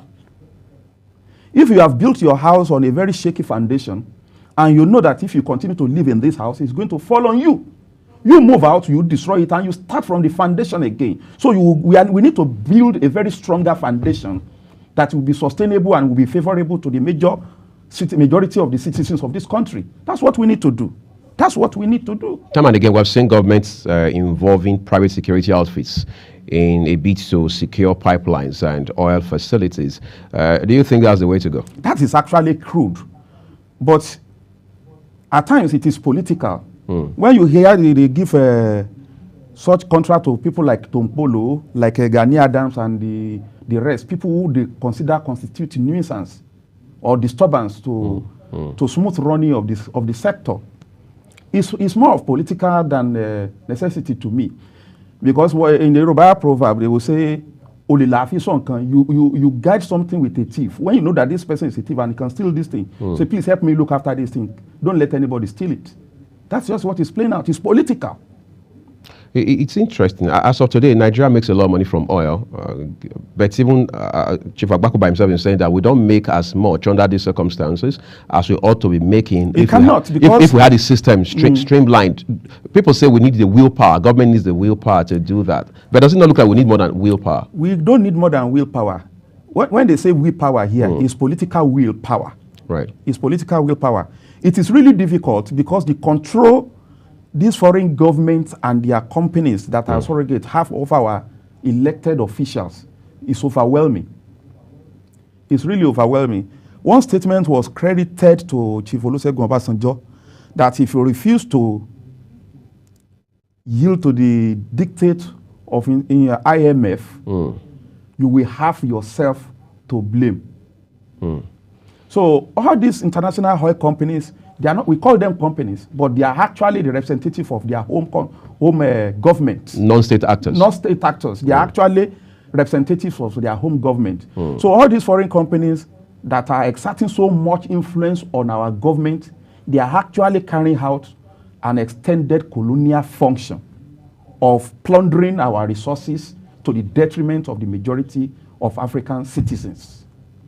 So it is not that easy for government, but a leader who wants to print his name in gold, like the Kwame Nkrumahs of this world, like the demonized the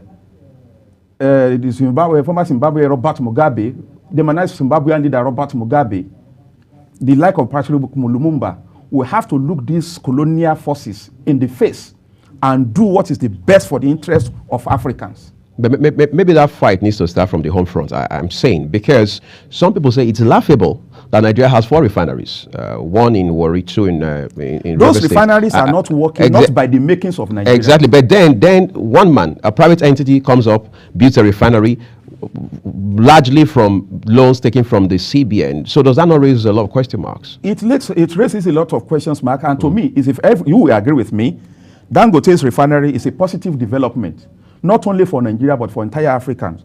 But because if the foreign colonial masters, because to me, from all these things that are coming to the open now, I don't think we are yet independent.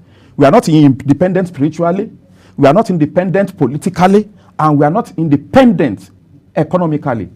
If they have crippled Africans and ensured that no country in Africa has refineries for the past 35 years, and every government effort to revive our refineries has always been thwarted, we should give kudos to the administration of General Muhammadu Buhari and Chief Bola Ahmed Tinubu, or let me say APC. I don't patronize any political party, to have supported an individual to have made this to happen. Now he has gotten this refinery now. He cannot access crude oil to refine. And then we know where the struggle is now, and we should take it from there and liberate African energy sector from foreign influence. And that is the reason why we need to repeal this act and replace it with a new one where our legislators will not be subjected or submit themselves to foreign influence. A homegrown framework that will protect the interest of Nigerians, the interest of Africans as a whole. That's what we need to do. And this government should not be seen to be doing the biddings of the colonial masters by resisting change that we need to effect in our oil sector. It's interesting. Just to be sure, as it stands today, Nigeria continues to discover oil, as it were. Whether it's somewhere in Ogun State or somewhere up in the southeast or even up north, for example, we continue to prospect and realize that we have more oil deposits down under. Even in the far north. Exactly. Nigeria is still discovering exactly. oil. Is that a blessing or a curse? It is a blessing for us. The more the merrier. It's a blessing for us. The more the merrier. Should we have more private players in the industry? Because there's so much of government interference, whether we pretend about it or not. In every sector that anybody wants to succeed, government should be playing only supervisory and regulatory roles. Allow private investors who are committed to play a major role in any sector that you want to thrive. There is no public sector driven industry that is not defeated by corruption. Defeated by corruption. Where is NITEL? Well, we actually liberalized the telecoms, and that's then the public home died. Where is MTEL? It has to die. No matter what we say, the power sector, especially the electricity power sector, has improved. The only reason why it has not grown more than this is because there is no competition. If you have choice to buy between AEDC, Abuja Electricity Distribution Company, and another one, you will see that those companies will be going for private facility loans to improve their own products so that more customers will patronize them. Well, because the discos are operating in micro monopoly in their area of jurisdiction. Enugu Electricity Distribution Company has no competitor in its area of coverage. Yes. Benin Electricity Distribution Company has no competitor within its coverage. Abuja Electricity Distribution Company doesn't have. Kano doesn't have. That is why the power sector is still like this. If the law in that sector too is reformed, and the the organization is rearranged to make way for competition, you will see productivity and you will see services delivered to Nigerians. On a final note, I want to ask you this. Do you think we're paying too much attention to oil, that we are distracted from other key sectors that can contribute meaningfully to the gross domestic product? Well, Yoruba will say, "Ọ̀kọ̀ọ̀kan là á yọ sẹ̀lẹ̀kù." You get out of a pit one foot after the other. Okay, so we're taking our time. We are taking out. If we can get the oil sector right, it has a lot of benefits to Nigerian economy. Nigeria is seen as a giant of Africa, getting the oil sector, oil industry right, and all our refinery begins to work, and we have access to crude oil that we can take from Nigeria, refine Nigeria, and sell to Nigerians and other African countries. There will be so much liquidity in Nigeria economy. A lot of jobs will be produced. Do you know how many jobs that comes from oil? If a oil is drilled from Nigeria and is taken to Nigerian refinery, you get fuel, you get kerosene, you get efficient fuel, you get plastic, you get a lot of things. Do you know how many industry will grow from there? A lot of other African countries will be coming to Nigeria. As I said the other time, Nigeria will become the economic hub of the entire Africa. Will be the economic capital of the entire Africa. And when that happens, then we can move to power sector and get it right too. And when you have your energy sector, power and energy sector fixed, everything in the country is fixed, because the government itself will have enough money to fix infrastructure, to build roads, to build hospitals, to do a lot of things that the citizens want. Ademola Oyedekun, legal practitioner, thank you this morning for coming to share with us, irrespective of your very busy schedule this Monday. That's our first conversation, everyone. We're taking a quick break. When we return, we'll turn to the South, Edo State in particular, where we understand there's a governorship election scheduled for 21st of September this year. However, before that time, so much of drama. We'll tell you about that in a bit. To stay with us.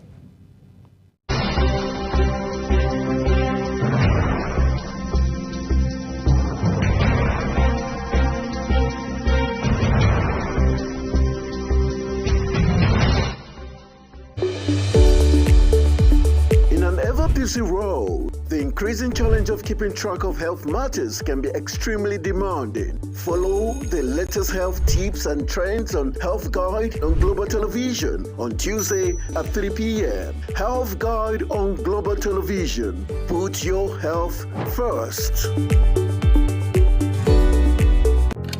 Get ready for it. Inside Today brings you issues relating to family, peer pressure, drugs, substance abuse, societal and topical issues making rounds.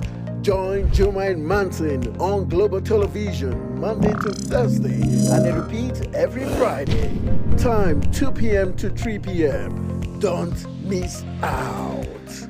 Are you a food lover? Do you care about your health and nutrition?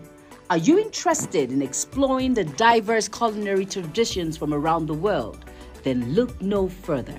Introducing Lunch Global on Global Television, a show that takes you on a delicious journey through the world of food, nutrition, and diet. So, whether you're a seasoned foodie, a health enthusiast, or simply curious about the world of food, Lunch Global has something for everyone. Tune in Mondays to Fridays and let your taste bud take you on a journey of flavor, culture, and discovery on Lunch Global. Bon appetit!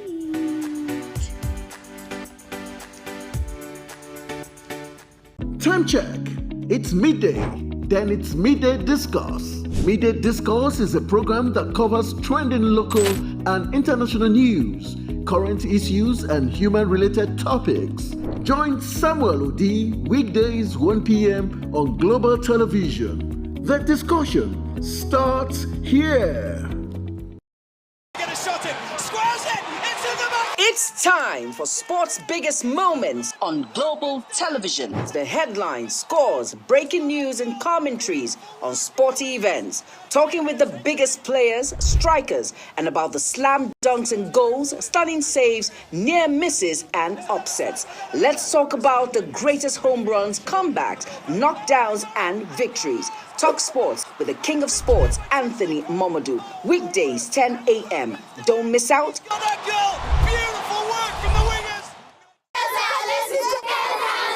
Hello, children. Gather round, let me tell you a story. Do you know that stories have a way of captivating the minds of children, bringing fun and imagination to teach them morals? Join Sharon Ajay as she takes you to explore the thrilling and exciting world of storytelling. I'll be sharing with you our next interesting story. Tune in every Saturday on Global Television, time 5:30 p.m.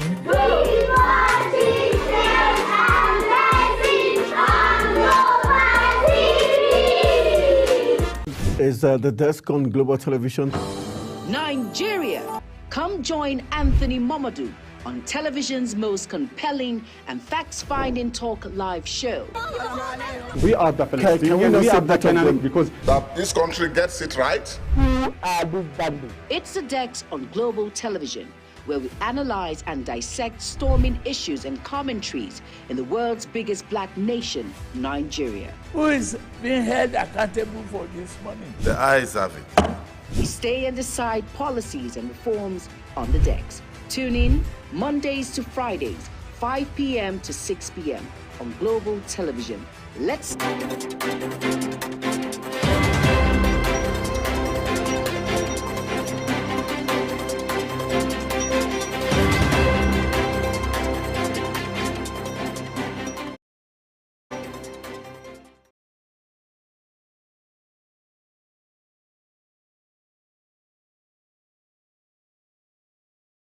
Many thanks for staying with us. Beautiful conversation there with we and our guest. It's time for us to still look at the front pages of the newspaper. We're looking at the Nigerian Tribune. The Nigerian Tribune, the front page. Big story there says how insurgency, banditry worsen food prices. Rider says bandits chase away farmers, impose tax in Kaduna. Cattle rustling rampant. Farmers abandon lands in Plateau, Niger, Benue, Sokoto. Cultivation of rice, beans, onions, millet, watermelon, tomatoes, guinea corn, mostly affected in Plateau, Benue, and others. We have taken decisive steps against destructive herdsmen. Ekiti Governor, what security forces are doing. Above the nameplates, we have 4 months withheld salaries, NASU SANU, to begin nationwide protest July 18th. Gunmen abduct 2 journalists, family members in Kaduna. NUJ condemns abduction. Tinubu re-elected ECOWAS chairman, appeals to member states on finance. ECOWAS may suspend fund projects in Burkina Faso, Mali, and Niger. $1 trillion economy. Analysts warn against asset liability risk. But let me ask, it's been projected that we're projecting a $1 trillion economy by 20. It's part of the Renewed Hope agenda. Obviously. How feasible it is, judging from all of the economic activities that we've seen in recent times and the challenges that a lot of Nigerians are facing. Do you see us attaining a $1 trillion economy by 2030? Of course, we know that we're blessed with a whole lot of natural resources, but our major problem has always been mismanagement of those resources and certain policies that affect businesses here. But with the policies that have been implemented now and with the way, the trajectory that we've seen in time past, how do you see us, do you envision us getting to a $1 trillion economy by 2030? I think, I was going to say, I think it's simple, but somebody's going to say, you can run it, let's see. Okay. Here's my candid opinion, because somebody had said just less than a fortnight ago that Nigeria can even hit a $6 trillion economy. You see, this thing is not so much about what you can do, it's what you are ready to do. As it stands today, the $1 trillion economy is a pipe dream. You don't have to like that opinion because it's not very popular, especially amongst the political class. It's a pipe dream because it's a projection, like you mentioned. However, you need to put in the work. So the question is, how much work are you going to put in on a consistent basis? And who is going to do that work? We're seeing Dr. Uzoma Anite, Doris Uzoka Anite, the Minister of Industries, Trade and Investment. She's talked a lot about what the government is doing, attracting foreign investment, and so on and so forth. We've seen the CBN governor trying to stabilize fiscal and monetary policy landscape.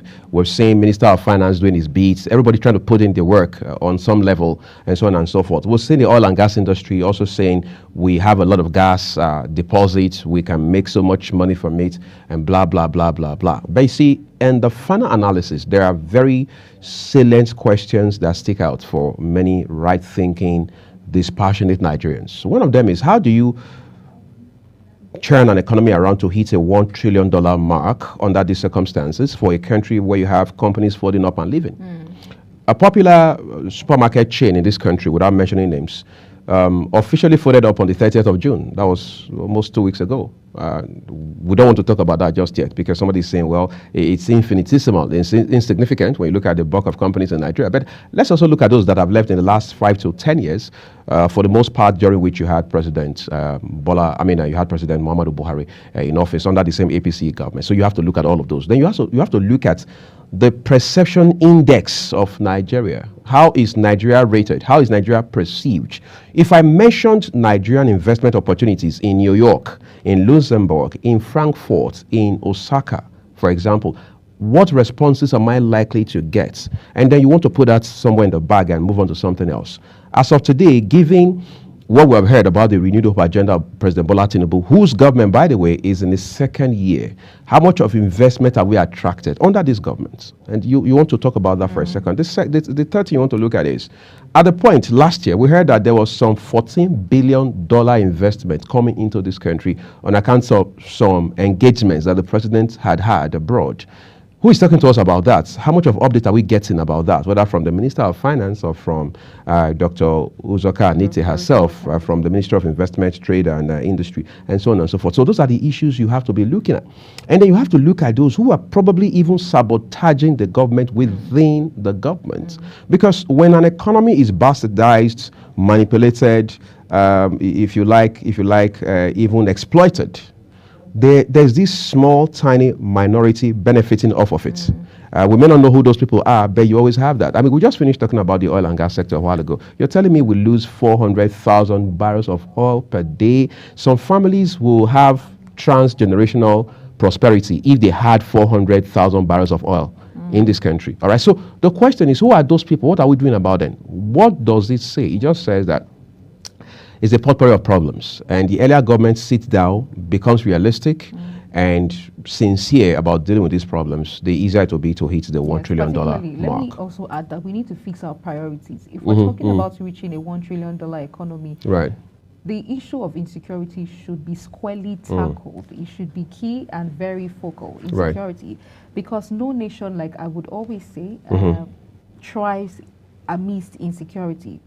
Security of life, security of properties, businesses. We keep wondering about the exodus of multinationals in the country. Right. But their lives also matter. The lives of their families, their businesses, you know, and their investment matters here in the country, especially with our very irrational policies that we see these days. And then talking about priorities, what are our priorities? Now we're looking at sending the first man to space. I don't know if it's going to be I was going to clap. Or if it's going to be coming from you or from... Well, I don't know if I told you, Queen. I have next to no science background, so I can't boast. So I'm asking that question now. Can we afford? Do we have the... Because we know how cumbersome it is to, you know, have to send someone to space, you know, talk about resources, financial resources, and engagement here and there. Right. So it's a whole lot. Do we have that luxury of time, money, resources of whatever kinds to send a person to space now?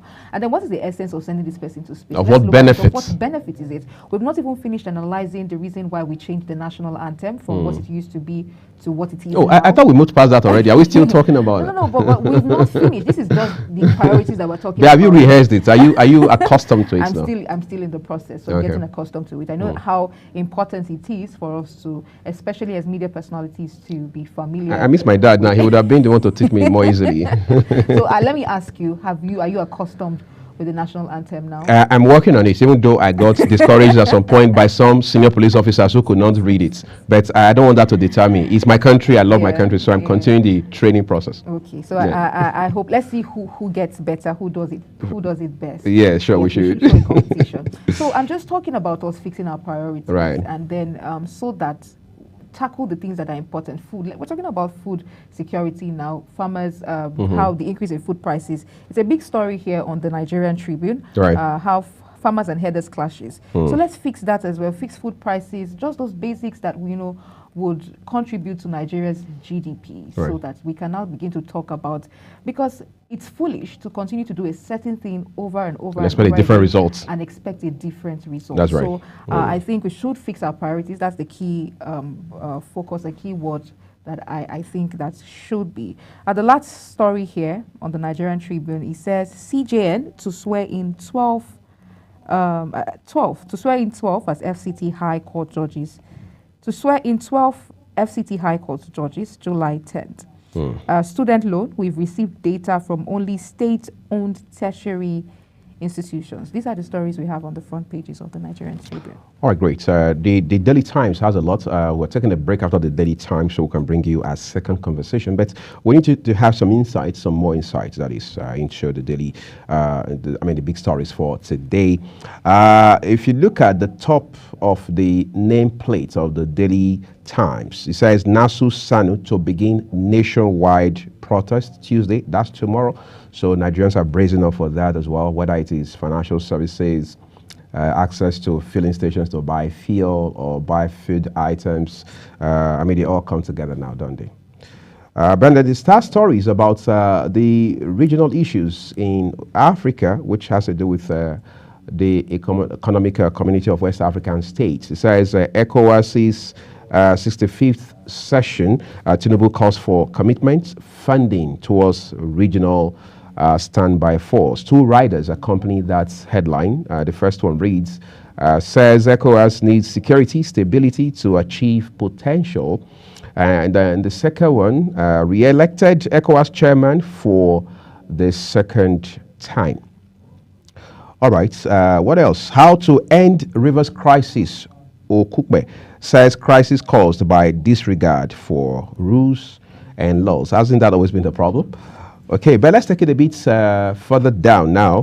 Court orders Buhari's minister to account for 729 billion naira payment to poor Nigerians. I just wonder if those poor Nigerians have had better economic experience now, or it's the reverse. NDLEA arrest couple recovers 2.1 billion naira drug worth in Lagos. The way I hear about this amount of drug, it scares me.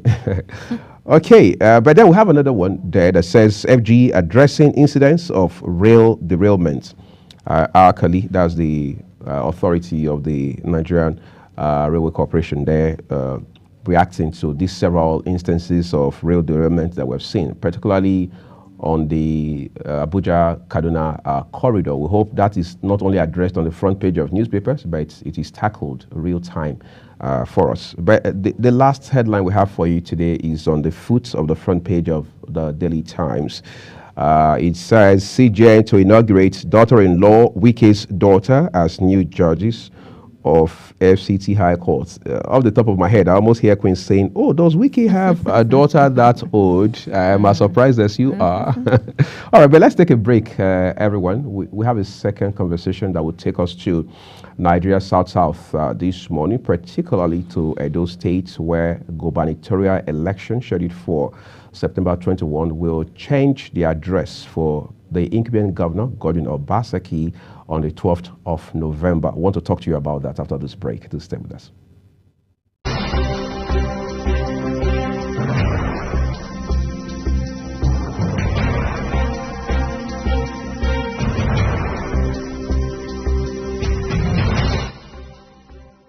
Are you ready to be entertained like never before? Get ready to dive into the latest and greatest entertainment news in lifestyle, music, movies, birthday celebration, and so much more. All on Entertainment Circle on Global Television. From the hottest red carpet event to exclusive interviews with your favorite stars, we've got you covered. Stay up to date with the latest trends and news from the entertainment world, all in one place. Tune in every Saturday by 1 p.m. with Chong Animal Joseph on Global Television. In an ever-busy world, the increasing challenge of keeping track of health matters can be extremely demanding. Follow the latest health tips and trends on Health Guide on Global Television on Tuesday at 3 p.m. Health Guide on Global Television. Put your health first. Get ready for it. Inside Today brings you issues relating to family, peer pressure, drugs, substance abuse, societal and topical issues making rounds. Join Jumaine Manson on Global Television Monday to Thursday and a repeat every Friday. Time 2 p.m. to 3 p.m. Don't miss out. Are you a food lover? Do you care about your health and nutrition? Are you interested in exploring the diverse culinary traditions from around the world? Then look no further. Introducing Lunch Global on Global Television, a show that takes you on a delicious journey through the world of food, nutrition, and diet. So, whether you're a seasoned foodie, a health enthusiast, or simply curious about the world of food, Lunch Global has something for everyone. Tune in Mondays to Fridays and let your taste bud take you on a journey of flavor, culture, and discovery on Lunch Global. Bon appetit!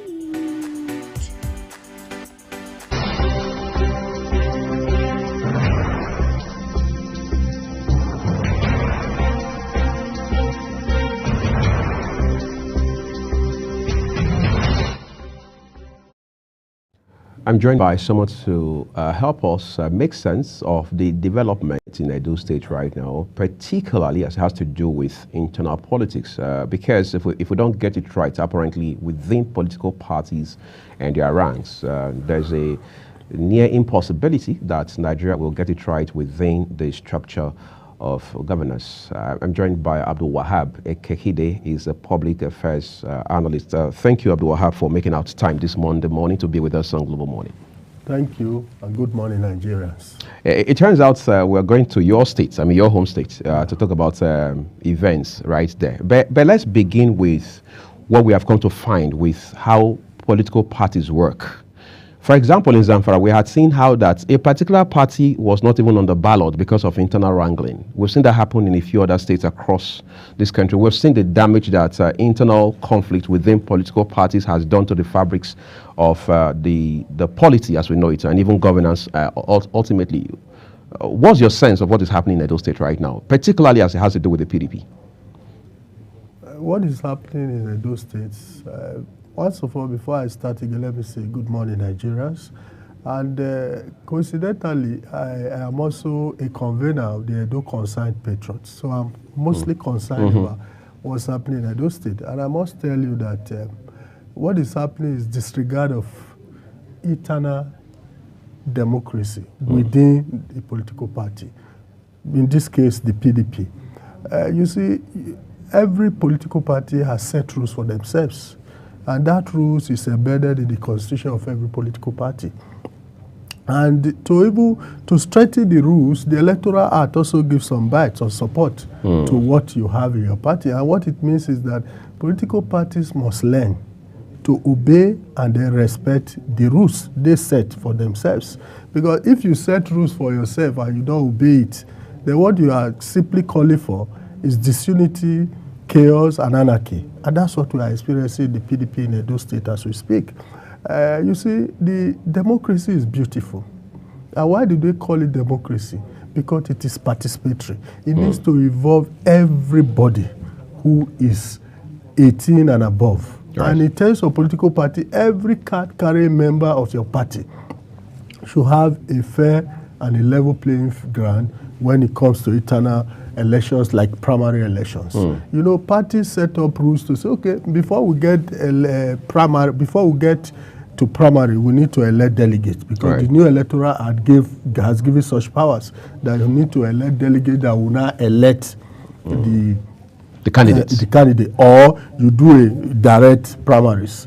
Now, in the case of PDP, they did say, okay, we want to do delegate elections, and they have gone into, and they did. Unfortunately, because of internal wrangling, maybe because the man in charge does not like the faces of some delegates. And by the man in charge, we're referring to who now? I'm referring to the governor of the state. The incumbent governor? Yes, Governor Godwin Obaseki. He is in charge, and he already has somebody he wants to emerge. And you say about 300 and something delegates are not going to work for you. What do? Exclude them. And that's what happens. And so at the point of exclusion, those people also went to court. Even before the primaries, they were already in court to say, no, we were wrongfully, they should, in fact, before the primary, they went to court to say we should not be excluded. And the before the primary? Yes, before the primary. And the court, there was no Aso Ighodalo, there was no primary. The court said, no, hold it on. Don't proceed without these people. They went ahead and they proceeded. Against the court order? Yeah, against the court order. And today, the court has given judgment to say, no, that process, what you did was wrong. And then the consequence, if the consequential effect is that you cannot build something or nothing. If the process that brought you up is faulty and they say the court says a nullity, of course you are standing in the air. That's exactly what I'm not a lawyer. Last I checked, I didn't find in your profile that you are a lawyer either. I'm not a lawyer. But I'm concerned now because it appears you and I on this program this morning are making a big deal out of nothing, because the PDP in Edo State, for the most part, is saying that there's no issue here, that the court order does not nullify the candidature of Aso Ighodalo. As a matter of fact, Dr. Don Pedro Obaseki, cousins of the incumbent governor, who happens to be a member of the PDP, very active in the campaign of Aso Ighodalo, has come out to say that, look, the PDP should not waste its time going to appeal court. There's nothing to appeal because the court order does not clearly say that Aso Ighodalo cannot stand as the candidate of the PDP. Are you saying the PDP in Edo State, or maybe even on a national level, is living in denial because the governor of Adamawa State, Governor Fintri, has said that this is a setback for the party? So where do you stand? Now, that's the problem. That's the question you should ask yourself. If, for instance, the judgment of the court has no consequence, should you bother to appeal? That's the first question. But the chairman of the campaign council, the National Campaign Council, the governor of Adamawa said this is a setback and they must appeal. As I speak to you, they are already preparing for appeal. No, so if the judgment is of no consequence, do you really need to appeal? Of course, no. If you give a judgment that I know that will not affect me in any way, why should I appeal it? Now they are going to on appeal. Why are they going on appeal if it has no consequence? It means that it has consequence. That is because even as a layman, we go to court, we hear cases, I've read law books. I also heard that if, for instance, I own a piece of land and somebody else comes to build on it, and then I went to court, maybe even after 10 years I go to court, when court gives me judgment that I'm the owner of the land, whatever is on the land, it belongs to me. Right. So that's exactly where we are. People, you said they are supposed to be your delegates. Now, where did you now get the delegates? Now, you made up the number of delegates. You excluded 381 delegates. But the delegates that were supposed to vote are still complete. So where did you, after you have already done delegate election and persons have emerged, where did you now get the 381 delegates to fill in the gap to now elect the governor and the candidate? Now the court is saying, no, these people were lawfully excluded. They need to participate in that election. They are the rightful delegates. Now, so you have manufactured delegates who elected you. It means that you have wrong people electing you who were not delegates. It means that election cannot hold. Where you have about 500 and something delegates, all in the number, and 380 something delegates are excluded. It means that there is you are standing on the air. That's exactly what it means. So PDP should rightly advise them. But I'm not surprised. You know why? Because in politics is a dangerous game. And it's dynamic. And what they do is to still give hope to their followers, to say, no, this thing has no effect, but they are going on up. Who's in danger here now? Because you say politics is a dangerous game. Is it Governor Obaseki, Dr. Aso Ighodalo, the PDP in Edo State, or all three of them? Let me tell you, three of them are in danger. All of them. Obaseki number 1, Ighodalo number 2, and the PDP as a party number 3. Because this problem you have in the PDP that has even led to what we are having is caused by Obaseki. He was a complete stranger. He came running and begging and crying and kneeling down to have the PDP ticket when APC when he ran out of APC. And they gave him the ticket. Now, the people that gave you the ticket, you have also sidelined them in all activities of the party and your government. So what do you expect? It's a fight. It's an internal fight. It's not a fight between APC and PDP. It is PDP versus PDP.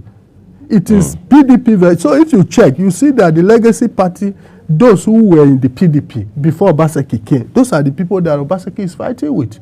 And so the house is clearly divided into pieces.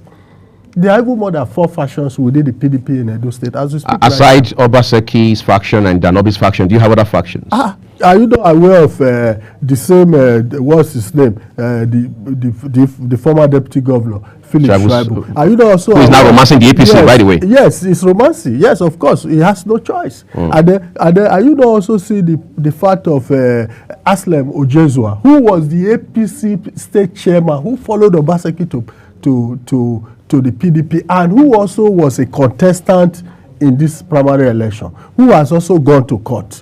So there are different factions. Different people are complaining. People are not happy. And then, and to crown it up, the dividend of democracy is not being fed in Edo State under this administration. Of Governor Obaseki. Governor Obaseki. So he cannot produce, he cannot... And then, in 2020, Obaseki told Edo people that no man is God. That was the mantra of his campaign. And what was he saying there? He said that Adams Oshomole wanted to play God. No, he was saying, Edo no be Lagos. No, he used Edo no be Lagos. And he also used, the major one was that no man was God. No man is God. That Adams was trying to play God. He wants to impose a candidate, a governor on Edo State. And Edo people, because of sentiment, they followed him. And today, the same man who said no man is God is playing God. He wants to bring his godson, who was not even a card-carrying member of the PDP in the first place. He only joined right now. And who was never around. And then he now also single-handedly brought in his own SSG, who left with him from APC to PDP. Osadio as the running mate. Which means all the legacy people you met in the PDP, they don't have a stake. They don't have a say. If you had said, okay, bring us where, then bring one of the legacy parties to say, be deputy, that would have been understandable. You completely just kept them aside. And that is the fight. And I tell you, even the PDP have a candidate, I tell you, the fight, the eternal fight within them will make them not go anywhere. But is it correct or even fair to say, I mean, I hear people refer to Dr. Asuo Ighodalo as a stranger.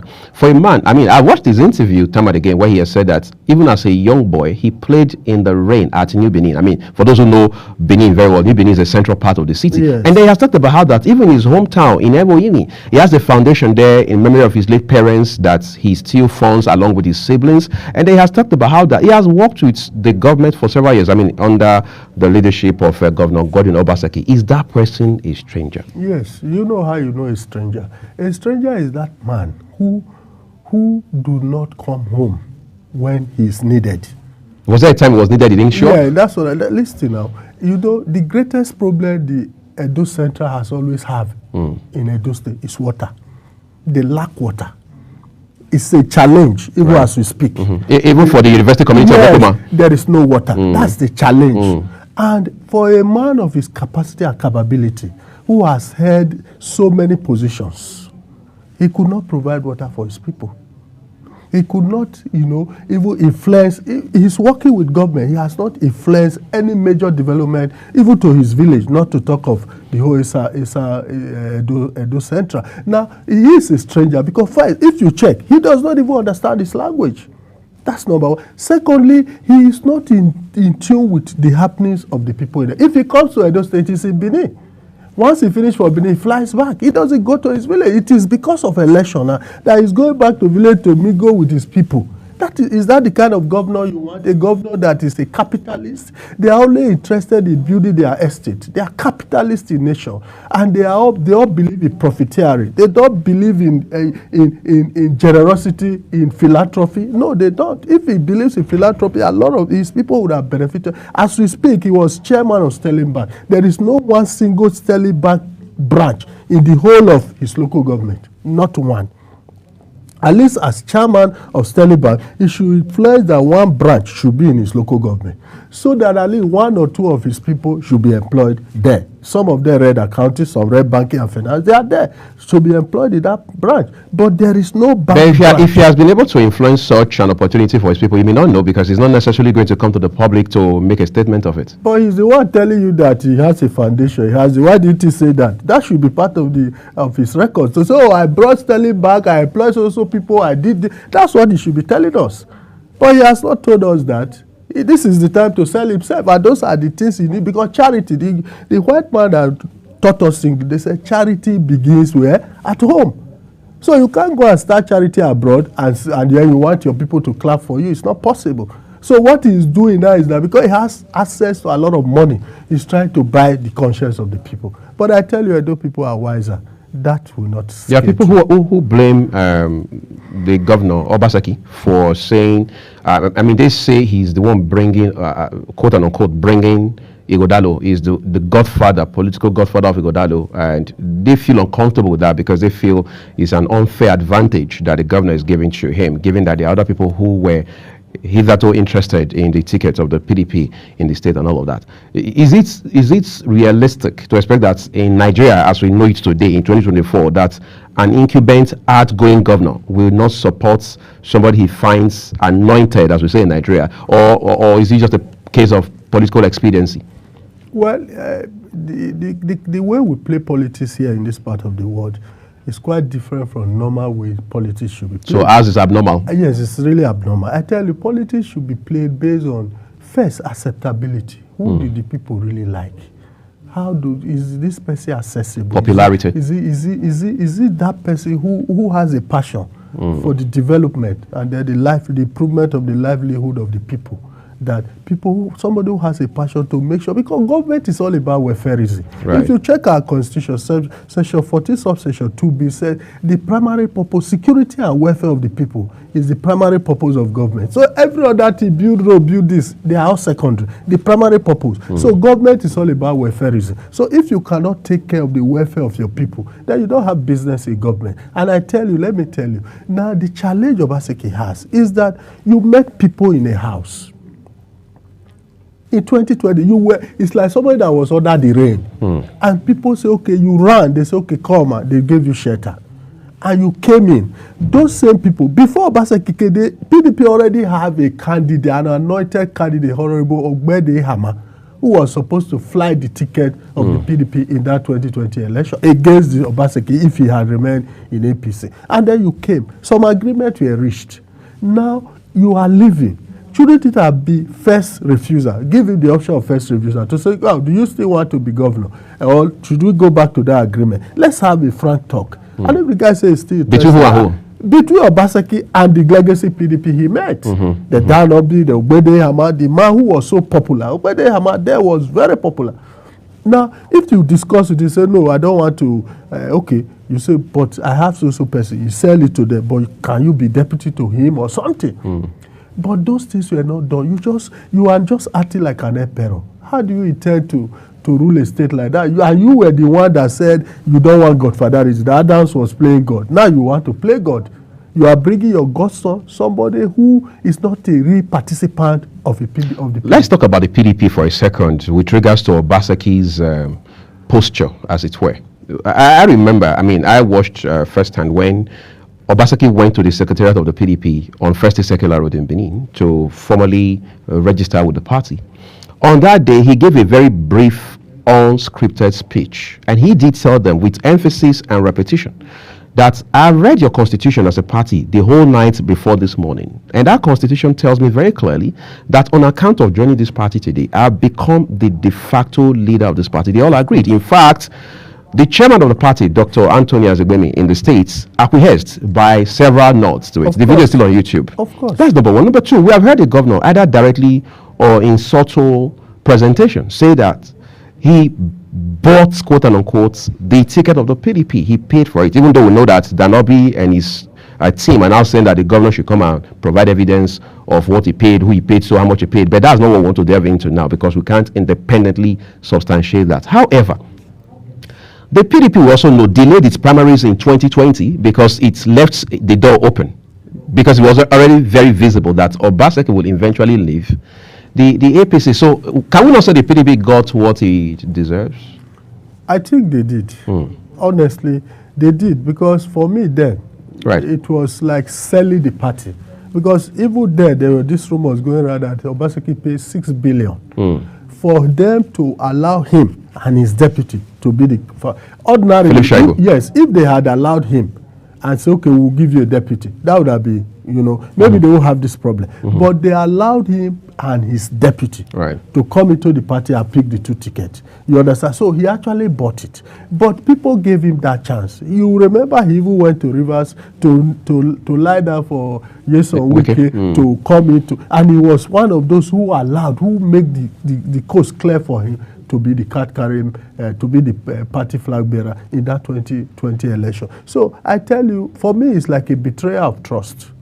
As we speak, Obaseki has betrayed the trust of the PDP in Edo State. And that is what is going to work against him, because he has truly betrayed them. No matter what it is, you must remember that man who gave you shelter when you were under the rain. You must remember that man who fed you when you were hungry. You must remember that man when a gun was pointed at you that came to shield you with bulletproof and say, no, you can't kill this man, and saved your life. You must remember. But Obaseki I want us to look beyond Obaseki and the PDP briefly. Let's look at leadership within political parties generally. We're seeing the Danobi factor in the PDP in Edo State. I mean, even when he was the state chairman, or now that is the vice chairman south of the party. And then you go to the APC, for example, where you've had leadership tussle back and forth. At the point, it was a case of Oshomole, who is the de facto leader of the party in the state, now is senator, former 2-time governor, all right, saying, I want Dennis Idahosa, popularly called Denko, to be the candidate of the APC. And Isayam, on the other hand, saying, no, I want someone else. And of course, that person has become Senator Monday Okpebolo, as it stands right now. Whether or not there's still bad blood between Pastor Sage Isayam and Senator Adams Oshomole or not is a conversation for a different day.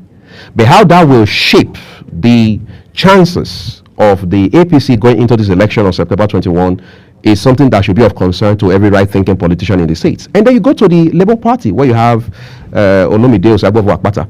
We also saw what happened between him and Riceman, Barrister Kenneth Imasu-Agbon, as to who becomes the flag bearer of the Labour Party in the States.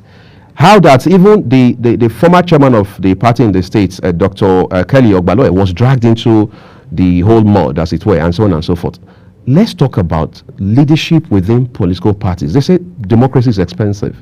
But then you have a lot of money bags calling the shot within the party as against Democrats that should shape the present and the future of this party. How do we get it right with leadership within parties? It's very simple. Is it? Yes, it is. It's just that, just shun greed. Shun greed. When you shun greed and selfish interests, things will be easy. But because most times everybody wants to feel, I want to have it my way, and it must be my way. There's no room to shift left or shift right. Democracy is about negotiations. Democracy is about dialogue. Democracy is about peaceful resolutions of issues without throwing a blow or throwing a slap or even shooting a gun. That's what democracy, that's the grand democracy law. That's why he said it's participatory governance of the majority. You understand? That's why you have this popular say that the minority will always have their say, but majority will have their way. So democracy is about the majority.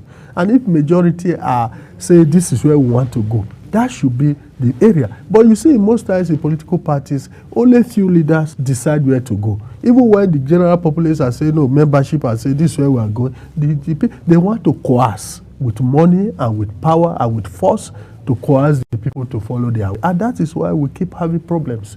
Internal democracy. Let me tell you, if you, like the case of Adams and the APC you cited about when they wanted to, because let me tell you, the one thing people should understand, in every primary elections, party members must be divided because they have divergent interests. I might have reasons to want you to be my candidate. And then Mr. B might have reason why he wants that lady to be his candidate. But the Constitution says, after all that struggle within the party, whoever emerges, every structure should collapse and support that person. And I tell you today, in the APC, what we are seeing, they have closed ranks. Adams, that was on the other side, is not following Senator Modio Kwebolo. The same Izeyamu and Dennis, they are from the same senatorial zone. They are now working together. It's like they have been able to unite themselves after the primary to say, look, we have a goal. Let's focus on that goal. And the goal is to get to Osadebe Avenue. And we are getting there, September 21st. And so they have put themselves together. You have not heard anything even from the people to say, oh, they are not organized, they are fighting. No, what they say, oh, he's not competent, he's this, he's that. You know, they are flying all sorts of, credentials. So say, oh, capitalism, oh, we need a technocrat. We have tried Obaseki as a technocrat. How has he been able to manage the resources of Edo State for the benefit of the people of Edo State? As you see, are you not aware that some days ago, last week, flooding killed a 9-year-old boy in Benin? Now, very sad issue. Very sad. It means that the erosion problem we have in Edo State has not been solved. When Adams was governor, there was this project, stormwater project, that he almost arrested, within the Benin metropolis, arrested the flooding in the state. But today, those plans have been distorted, and so we are having flooding. But Obaseki has also accused... let me learn. You also are aware that even the INEC office was ravaged with flood. Today, about 4,000 beavers machines have been destroyed in Edo State. Yes. So today, if they have arrested us, would INEC office be? That is another cost of government. You understand? So in terms of accusation or counter-accusation, we are talking. You are in government now. We are talking about you. What we are talking is present, not past. You are in government. Arrest the situation. You are unable to arrest. But he said that his efforts at arresting the situation have also been hampered because, according to him, Comrade Adams Oshiomhole, the former governor, his immediate predecessor, in collaboration with former Commissioner for Environment and Public Utilities, Prince Clem Agba, had misappropriated some part of the funds meant for the stormwater project you mentioned a while ago. So he probably picked up the project in a bad place. What is governor? Government is continuum. So can we not hold people accountable for what they've done? Of course. He is there. He is the governor. He can hold people accountable. Who is stopping him? Has he ever charged them to court to say, okay, come and... He has not. So why is he saying it now? Because it's election time? No. If he has found out something was wrong, then he should have taken the appropriate action. So that should be for him to explain to Nigeria why he did not take action when he found out that monies were misappropriated by the former administration, who he was also part of. Which he was also part of. Then if he didn't take action, so who's to blame? We should blame him. He is in power now. Now, if that has failed, what has he done? How much has he committed to bringing that project to fruition so that Edo people will enjoy a floodless season when it's raining? People shouldn't be hyper or shouldn't be having hypertension when rainy season is coming. We shouldn't be having that in a state like Edo. No. The governor should take charge. It is 4 years since 2020 when Shaibu and Obaseki teamed up and won election in that state.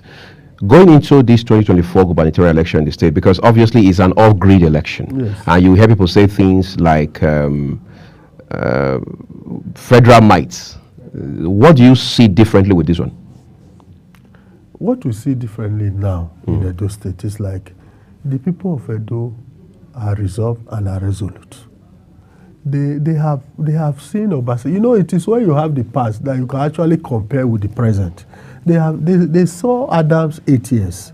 They have equally seen Obaseki 7 years plus now going away. And they now have reason to compare by sector by sector. What did Adams do when Adams was governor? What is Obaseki doing when he's governor? How much is the people feeling the part of governance in Edo State? And I tell you, the conclusion is simple. Edo people are resolute. And they are saying, no, first, this man deceived us. It's like deceit in 2022. Oh, Adams want to be, no man is God, this, that. We cannot allow, if we allow him, Adams will become a godfather. He will be the one to control. One day he will drive this. Today, people are now aware. It's the same you What you were complaining of is what we are doing. You single-handedly bring the governor, single-handedly also brought the deputy governor to the candidate. You brought both of them against the wishes of majority of your party members. That's what we're having. So if you look at, there's a referendum going on the 21st of September 2024. There'll be a referendum. And that referendum is to say, no, Obaseki, you cannot be godfather. Because we didn't allow Adams to be godfather. We will not also allow you to be godfather. You cannot bring your godson as the governor of Edo State. Because you have not also done well. You didn't do well. If you have done well, then you have reason to say, okay, this man would continue from where I stopped. So he didn't do well. So there will be a referendum on the 21st of September. So you don't see the federal mines factor playing out? Whether the federal mines, see, during campaign, everybody will campaign with what he has as an advantage. Including federal mines. You say, I have federal. Even though the federal mine might not be supporting you, but you use it to rate. It's like when you have a brother who's a giant. It's in your house, but it's even abroad. It's not around. When someone wants to say, I will tell my brother, that person will know. Your brother is not even there, but you use it to intimidate. But that does not mean when the fight starts. Before he comes from America, the fight is over. Yeah. So that is just what is happening. If you say of course, they have state might. The governor is in charge of everything in the state, including security, for now. But he says he's not the chief security officer in practice because they still have to report to Abuja. Don't worry. But it's the same him. He can use police to say arrest that, and they'll go arrest the person. Yes, he has power. The power is limited, but they have power. They have influence over their commission. And I tell you, moving into this election, a lot of people are agitated, and I join my voices, that the federal government should even change the security architecture before the election in Edo State. But government has always done that. They've always reshuffled commissioners and all of that. Sometimes they don't, or they still bring the person that you want for you. You understand? So this time around, they will reshuffle it so that people that will be there will be people who will be neutral and unbiased. I tell you, even if today PDP as well as the candidate, they go into the election, they can't win the election because they are a house divided against themselves. And a house divided against itself can never stand. That's what we are. I asked you that last question because if you remember 2020, of course, I'm sure you do remember clearly, we didn't have, the Labour Party was largely, forgive me, inconsequential in that election. Yes. As a matter of fact, there was no obedient movement as we now know it. Don't you think these elements will shape this 24 election? Of course it will. I tell you why it will shape the elections. You see, anybody that say, oh, let me undermine Labour Party, you do that at your own peril. Right. I tell you. But the great mistake, one of the mistakes they have made in this election. That's the Labour Party? Yes, is that Edo people are resolved and resolute that the next governor should come from Edo Central for balancing. Because Edo not had 8 years and almost 7 years plus as deputy governor. Edo South is having 8 years. You understand? And Edo North is completed even the deputy governorship election. Ordinarily, you cannot marginalize the senatorial district for this too long. You understand? So the people are resolved that we want an Edo Central man to be the governor of Edo State. And then you see the emergence of Labour Party and itself, Apata, is an advantage to the APC. You know why? The city governor is from Edo South. Now he is the governor. He is the candidate. The candidate of the PDP, of the Labour Party, is from Edo South. The two deputy governorship candidates of the APC and the PDP are from Edo South. So Edo South they are going to pieces the vote in Edo South. And let me tell you, the senatorial district that will decide the winner of this election is Edo North. Because of number? Yes. Edo South has the highest number of voters in Edo State. But they are going to pieces that election because of the gladiators scrambling for that election. And then Edo Central, hands down, Senator Monday Okpebholo is going to beat Aswa Ighodalo because Aswa Ighodalo is a stranger to Edo Central, honestly. And let me tell you, one thing people don't understand. You see, Senator Monday Okpebholo, he was a disciple of the late Chief Tony Adeni, our political godfather of Edo State. He went through his tutorship. He worked with him all through that time. He was minister, he was national chairman of party, he was BOT chairman. He worked with him all through.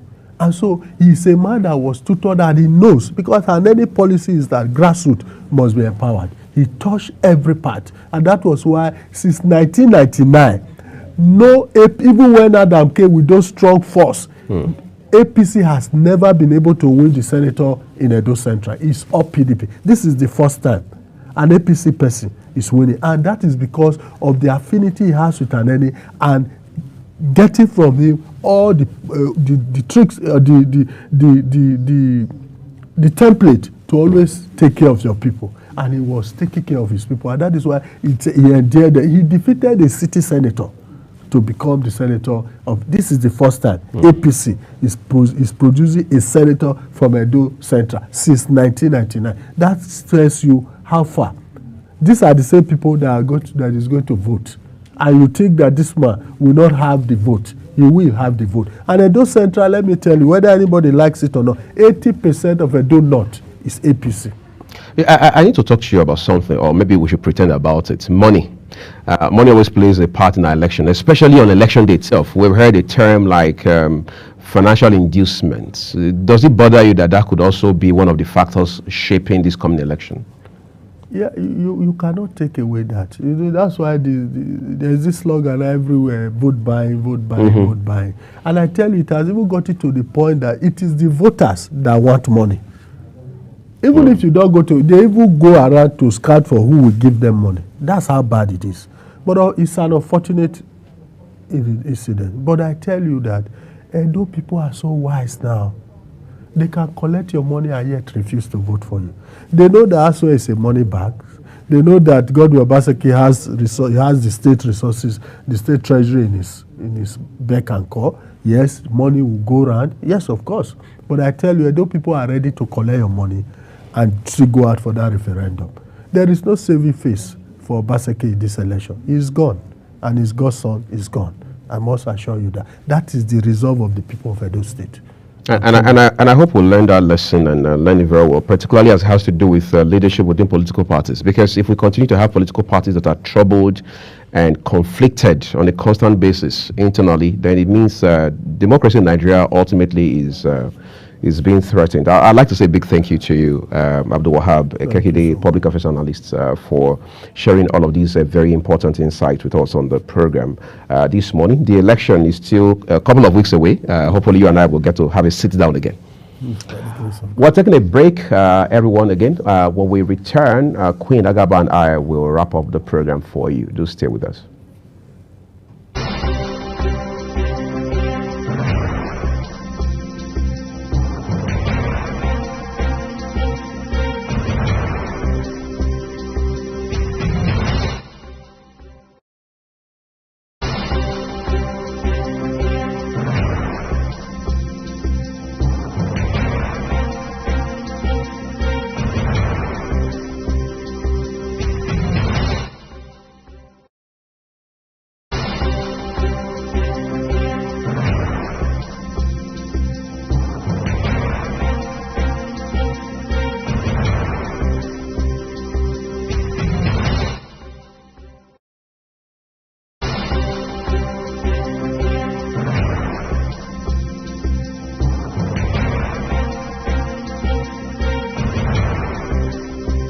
Are you a food lover?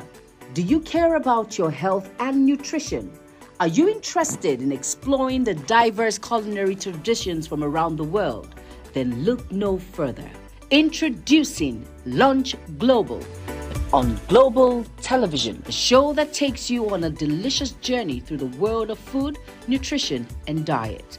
So, whether you're a seasoned foodie, a health enthusiast, or simply curious about the world of food, Lunch Global has something for everyone. Tune in Mondays to Fridays and let your taste bud take you on a journey of flavor, culture, and discovery on Lunch Global. Bon appetit!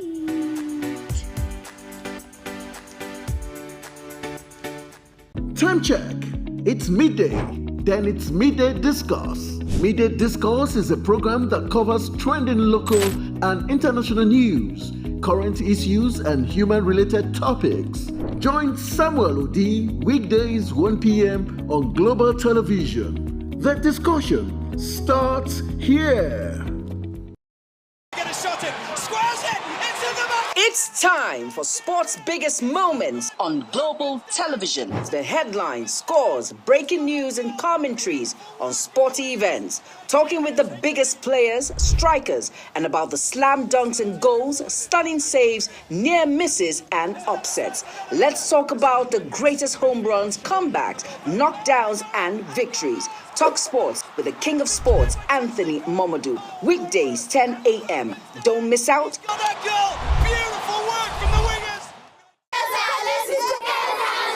Hello.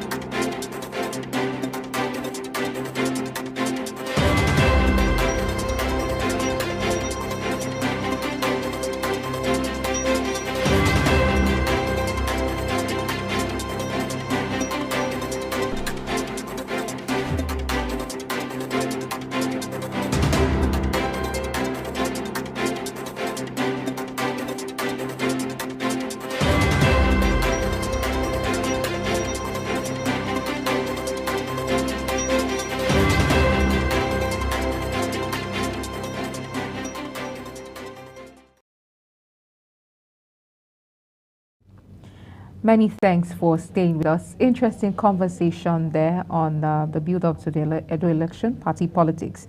Now we're going to look at the front page of the Vanguard, the Guardian, I beg your pardon. We're back to our paper review, the front page of the Guardian newspaper. Big story there says, revenue expenditure mismatch. States may sack 600,000 employees to implement minimum wage. And then we have graphics as to how the total IGRs of states and the year. NDLEA arrest couple recovers 2.1 billion naira worth of drugs in Lagos raid. ECOWAS, Tinubu begins new mandate, tasked to return breakaway states. Student loan, 115 state-owned institutions yet to submit enrollees' data. ICPC intercepts 10 billion naira COVID-19 fund in MDA accounts. 100 million naira in personal accounts. NLC insists on 250,000 naira vows to reject federal government's 62,000 naira minimum wage. Petrol scarcity lingers in Abuja, queues resurface in states. Concerns as socioeconomic pressure heightens suicide missions among youth. I want us to take a look at the story around the drug raid and then very topical stories we have here. NDLEA intercepting couples and recovering 2.1 billion naira worth of drugs in Lagos raid. This is to tell you that a lot of people are involved in drug trafficking. Right. Yes, a lot of people. Under different guises. Under different guises. We've of course, pastors have been accustomed, investigated and found to be trafficking in drugs. Drugs, yes. And also teachers as well of all professions, down to lawmakers too. Academics who are into drugs. That's just to tell you that the drug trafficking is posing a menace to our society. Right. You can't even imagine the number of people who are, it could be that your neighbor, you know, we can't really tell. Because of how much has been uncovered in terms of drug trafficking. And so what better way do we begin to address this issue of drug trafficking is the idea of taking capital punishment as to death sentence worthy of being taken to curb this drug trafficking menace, or how do we go about it? Because it's among young people. A lot of people are interwoven into this, drug trafficking business. How do we go about it? This is a big question I'm asking. Do you think capital punishment is the way to go, or are there other ways you think we can address this situation? I don't know about the way to go, Queen, but I'm asking myself if we were to, upon duly done investigation and conviction, sentence everybody found guilty of drug-specific crime, all right, subject them to capital punishment, will it solve the problem? Because don't forget, it's a problem we're trying to solve. This is not some Nollywood movie, all right? It's a problem we're trying to solve. What's that problem? The problem of the preponderance, as they say, of drug trafficking and the instances we see. This 2.1 billion, when you hear some figures, you're wondering, I mean, this 2.1 billion becomes like chicken change. You hear things like 30 billion, you hear things like 100 and something billion. You hear an entire warehouse with tramadol, with codeine, meth, and all kinds of illicit substances you can imagine on earth and things like that. So, while capital punishment conversation can continue, even though we know for the most part across the world, there's now the vehemence in terms of people and institutions and entities railing against the idea of capital punishment in the first instance, we must also look at the triggers. What leads people to drug trafficking? Of course, you can't take away the fact that no matter how prosperous the world end to end becomes today, there are people who, on account of their own greed, will take to drug trafficking. But for the most part, how do you explain that a minor as young as 16, as young as even 14, is part of a drug dealing ring? How did they get into that? Especially when you realize that none of the people indicted, none of the adults indicted alongside are their parents. So you're wondering, how did they get into that? So parenting is a factor. Home-driven values, all right, should also be emphasized. We seem to have parents now who believe that, well, my child is in a high-brow school, my child is in a prestigious school, they should learn everything there is about life in school. It doesn't work like that. I remember one time I was trapped at a mechanic workshop more than a decade ago, and I overheard this man, by Nigerian standard, a big man. He was having a conversation with the mechanic, and he said, look, I have children who have gone to LSE, that's London School of Economics. I have children who have gone to Stanford. But what I tell them is when it's all said and done, the best lessons they will learn in life would come from home, from me and their mother. But I'm wondering now, more than a decade down the line, how many parents not only think like that, but live like that. All right. So we must look at fundamentals, because capital punishment is a way of saying we are helpless, we are overwhelmed, we are inundated with all of these issues. So we don't have a choice than to take you out. That's what I think. It's my opinion. It's subjective. And then how many people can we take out, knowing? Thank you for adding to my opinion. Exactly. So at what point are we going to step on our brakes and say we are done taking people out? All right. So we must look at the everyday realities that people have to deal with. What are we showing to people? What are we modeling to people? How do we explain that a young lady in her early 20s comes to social media and tells us that she has bought a car of 65 million without telling us specifically what she does for a living? And how does that influence the thinking of the everyday Gen Z as we know them to be? And then particularly content online too should be censored. Yes. We just see content around drug trafficking explicitly, like the way that it is. Yeah, and yes. it's being glorified. I think such content also should be sanctioned, those people who engage in that content, so that you don't begin to build the wrong mindset in the minds of young people. So we need to be particular about this. There's movies as well, comedy, some comedy. Stand-up comedy in particular. Yeah. People who talk about this, it should be a crime, yes, to engage in such content, promote such content, and glorify such content. A few weeks ago, it was here in a bid to create content as regards a prank. A young girl in a university lost her life. Yes, that was somewhere in the East. Yes. And then we see all of these. There are extreme cases like this. It starts there. Social media. We talk about social media regulations. What's out there, what's happening, how we need to, regulate. How do we need to begin somewhere just so that we can curb, this drug trafficking menace. And I hope that we're able to do that real quick, Queen, because we're here now hosting Global Morning, you and I, but we don't have an idea whose child is on the street, whether in Abuja here or anywhere around the country or across the continent or somewhere in the world who is doing drugs. I became scared just over this weekend when I looked up some things behind my shoulder about even the U.S., as sophisticated and advanced as it is, still struggling, still fighting tooth and nail every day to ward off drug dealers coming from South America, bringing drugs into the United States. So that shows you that is an enormous work the world, not just Nigeria, needs to do better. Time is not our friend, apparently. But let me just quickly add that one of the reasons why we have this influx of drug traffickers is because we have drug addicts. Right. People who are addicted. There's a market for it. Yes, there's a market for it, a ready market for it. And it could be a few days ago, obviously this conversation will be continued tomorrow, but a few days ago I was privileged to attend a summit on drug trafficking and trying to ward off drug trafficking and drug addiction. And then one of the speakers came up, a very brilliant young woman who talked about her history with drug addiction and all of that.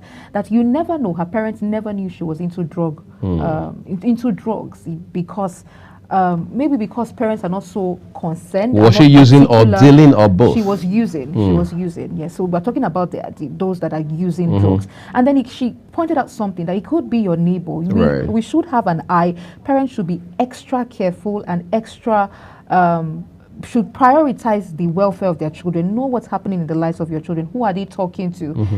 You should be open, have conversations with them, because you never know, someone under your roof might be dealing with drugs. So if we start from there, I think we can also reduce the market for drug trafficking. But that's a story for another day, right? That's a story for another day. That's the much we can take on the program. Let's not forget that there's fuel scarcity, and in the course of the day, we'll be going out to take a look at what Nigerians think as regards fuel scarcity. From myself, Queen Agaba, and my colleague, we say have a beautiful start of the week. See you tomorrow. Welcome to Global Morning. The death toll from flooding. Most time our politicians just bring in policies too, for sure. Incidentally, we have several more stories. The legislature was carefully crafted to 22.2% inflation rates as of April this year. What does that say about where we are as a country? I think Nigeria has resorted to being resilient. Before you call the police station, before they even leave, they'll take permission from. I don't think there's really anything on ground to improve. The struggle with the ASIS strike. You have done your work, you have put us to the wall. We are not the slaves. I'm not a small boy. You should have given me the report. I have not seen the report.